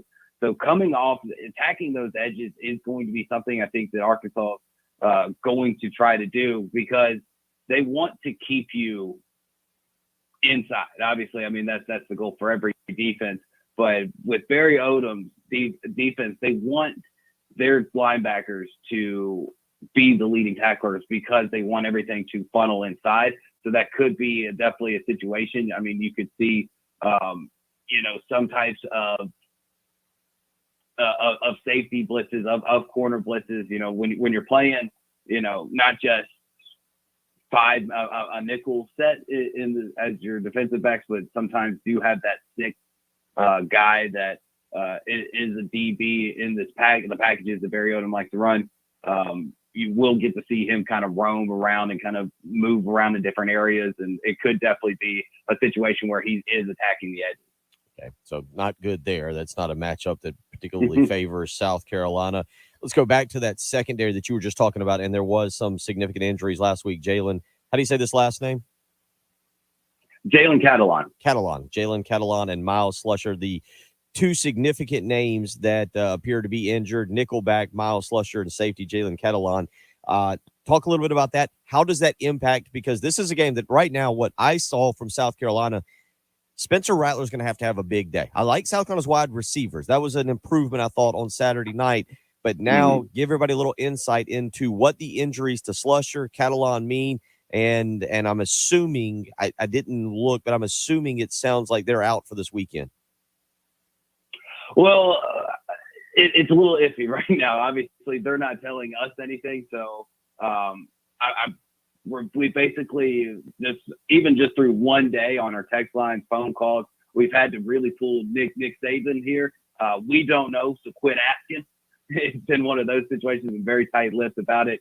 Sam Pittman in his press conference yesterday says it is a concern, but wouldn't really lean one way or the other of whether they're going to play. And it's a big loss if you can't have, your senior leader, your captain on that defensive side of the ball in Jalen Catalon, who is a great ball player if he can stay healthy. Missed half of the year last year with a shoulder injury. Watching the game, obviously they haven't told us that it's a shoulder injury, but when you watch a guy walk off the field and they're holding his arm, right above underneath the elbow, that pretty much shows you that, yeah, it's probably something with that same shoulder. And then it's also an upper body injury when it comes to Miles Slusher, who has been the offseason darling of this defense. He was the guy that came in for Jalen Catalon last year when Catalon went out and got hurt, did a great job of playing that free safety position. And they moved him into that nickelback because they can trust him not only playing safety and roaming, but of actually being able to play real uptight, close man-to-man coverage. And if you watch the Cincinnati game from Saturday, that was the biggest problem with the Arkansas defense. Wasn't that they weren't getting pressure. It wasn't that they weren't sure tackling. It was the secondary. They were getting burned. And like I said before, if Ben Bryant of Cincinnati was a little bit more accurate, there was a point in that game where through the first quarter, Cincinnati was 3 bad passes by Ben Bryant from being up 21-0. Like, he throws that early interception that set up the Arkansas touchdown, misses a guy easy in the corner. Then you had another deep ball, and that was a clear-cut weakness that Arkansas's got to get better on. It's got to be coverage. So without Miles Slusher and without Jalen Catalon there, that does leave a huge question mark on this Arkansas defense. All right, so then let's before we go to the offense real quick, earlier I got a text message from, I think, a Carolina fan who said that after he walked out of Williams-Brice on Saturday night when South Carolina won by 21 but struggled offensively, he was as disappointed as he'd been after some of the losses that South Carolina had. I tried to remind him there have been some really bad losses in the past where you've had to walk out of the stage. Yesterday, taking phone calls, dealing with fans on Sunday night and after the game Saturday, where's the Arkansas fan base after that performance? Content? Happy, excited, concerned? 95% are happy. They realize how good of a team Cincinnati is and how they're going to possibly be in a New Year's Six Bowl again this year, being the Group of 5 representative. They understand that, the old cliche is you get the point in the season where you get the best is from game 1 to game 2. They understand that. This is a fan base that not only watched Chad Morris years that were absolutely terrible, but can remember back to just last year of how slow the offense and how bad the defense really looked in the first half against Rice last year, was ultimately able to win, and then came out in week 2 and just popped Texas in the mouth. And I think that's kind of their mindset right now, is that, okay, we didn't look as good as we probably had hoped, but last year our biggest improvement was from game 1 to game 2. Let's try to do the same thing this week, and let's go pop South Carolina in the mouth. Now, you do have the 5% that is so concerned about the secondary. They think that if Catalan and Slusher are out this week, or if it is prolonged for a few weeks, that Arkansas is going to go 0-4, 0-5, and the season's over. But you have those people with every fan base. Just like your texter, I'm sure there's a lot of 95% of South Carolina fans were happy to get the win and hopefully to make improvements as they go. He's Drew Barrett, co-host of ESPN Arkansas, 11 to 2 each and every day. Of course, that is Central Time. Let's ask you to do this. Put on your Homer hat for a second. Put on your Arkansas Homer hat. South Carolina's defense, what should they be most concerned about on Saturday afternoon? Is it stopping KJ Jefferson? Is it stopping that physical run game? Whereas KJ Jefferson now shown enough in the pass game where you worry about him, Trey Knox, Jaden Hazelwood, all being able to beat South Carolina through the air. What should South Carolina fans and South Carolina's defense biggest concern be going against that Arkansas offense? Well, I think it's a passing game. I really do. It's made an improvement. You've gotten guys like Matt Lander, Jaden Hazelwood out of the transfer portal. You got a guy in Warren Thompson returning. Trey Knox as a tight end position has emerged as not only one of your best receiving weapons, but as a huge fan favorite. And we know from last year how good this Arkansas running game was. You know how great KJ is on the ground because he led Arkansas in rushing yards last year, and Arkansas led the SEC in rushing yards. So you know how good the ground game is. And Rocket Sanders had 117 on the ground. AJ Green is back there. He didn't contribute as much as I kind of thought he was going to. You had the talented freshman Dominion, who looked really good. So you know how good that run game is. Like, passing game was still a question mark going into this season of, how do you replace Traylon Burks? Traylon Burks this, Traylon Burks that. Because, you look at receiving yards last year, Traylon Burks was the leading receiver. The second guy was over 400 yards below him in total yards through the air receiving.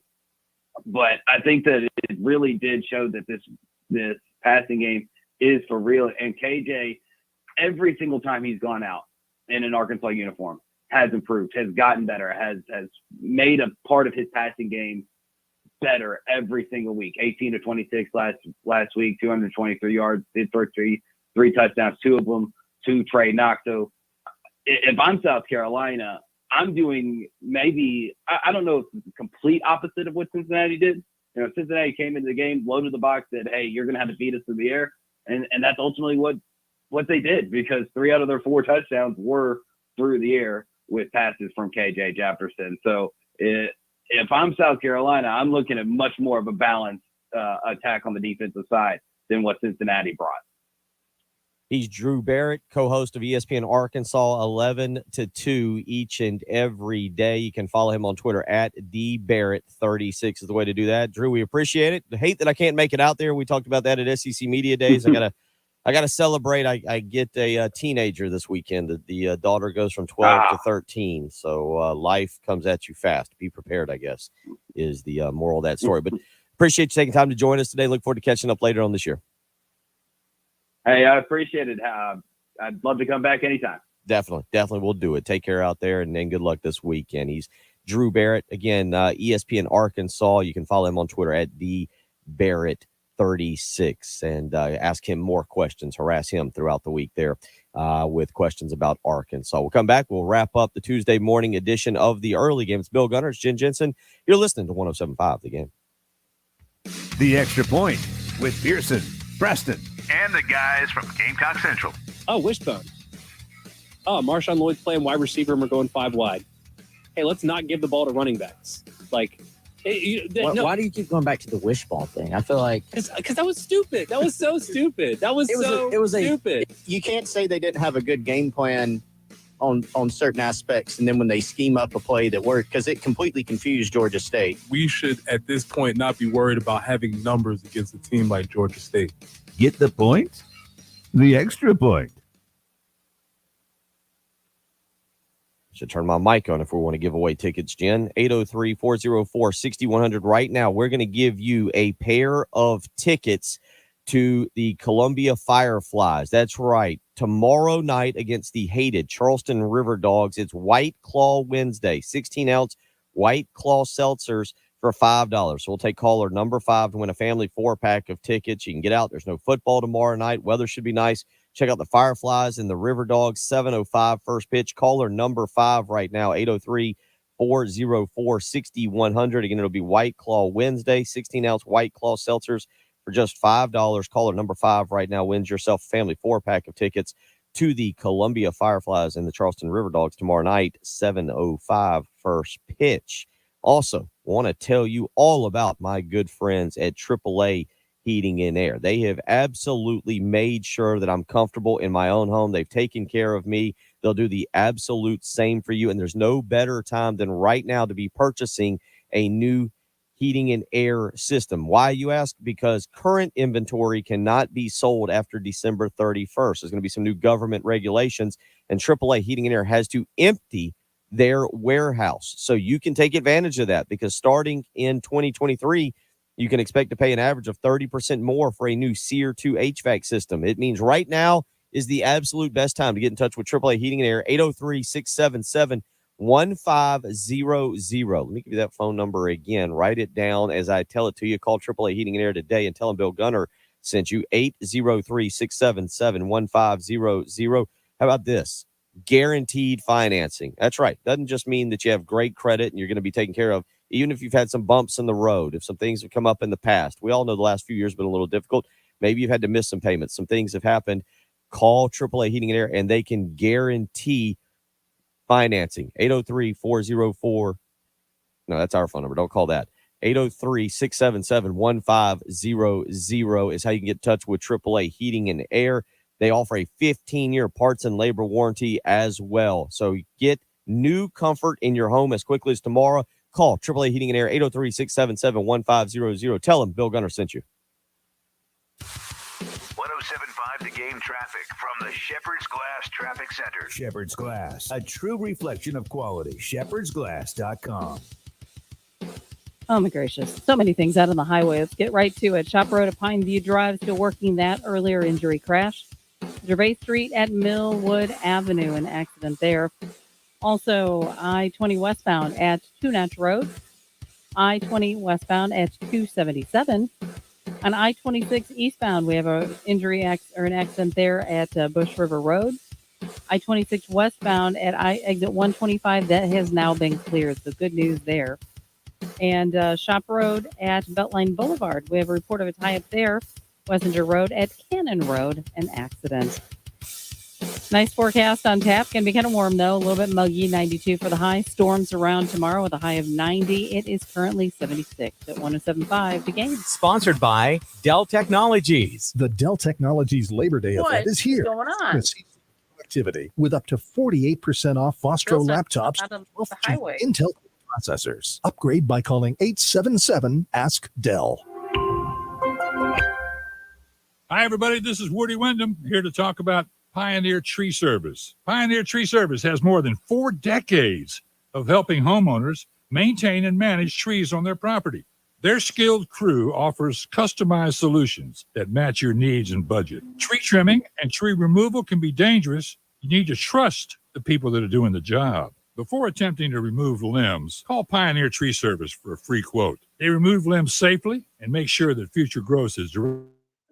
Potential trouble areas such as roof lines and driveways. Cutting down trees takes more than a chainsaw. Even branches can weigh thousands. Okay. Removal must be handled with care. Pioneer Tree Service offers a full complement of state-of-the-art heavy equipment, from track hose to bucket trucks to safely retrieve stones from your property. And no matter where you live, Where the was experts I? can get there. And I want you to call at 803. You know where our parking lot's at, right? 253. Look at this. If you can repair them for just a fraction of the cost of replacement. Call Candy Foundation Specialists today for your free estimate. Uneven concrete can be a dangerous tripping hazard leading to injury. Call the experts at Candy to permanently repair your sinking or cracked concrete. Call 753-1495 or visit CandyCanFixIt.com. Candy can fix it. The demand for your used car is at an all-time high, and it's never been worth more. Herndon Chevrolet needs your trade. We'll buy your car, even if you don't buy ours. And to prove it, we're willing to beat any written offer by $500. That's right, we'll beat any written offer by $500. Visit Herndon Chevrolet today.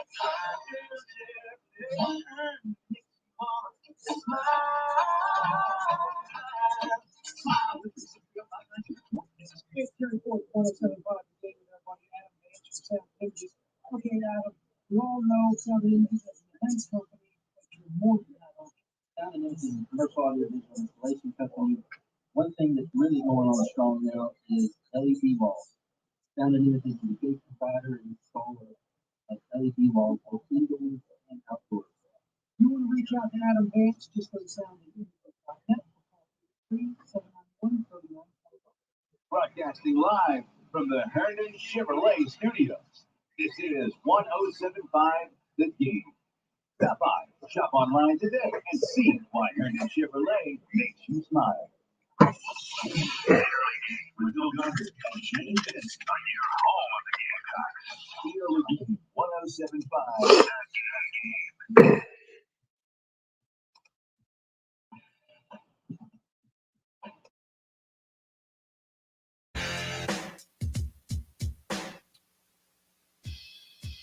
Final segment of the show. Big thank you to Drew Barrett and for joining us from ESPN Arkansas this morning to give us a little breakdown of that. Jen will have that up on the podcast page later today if you're missing that.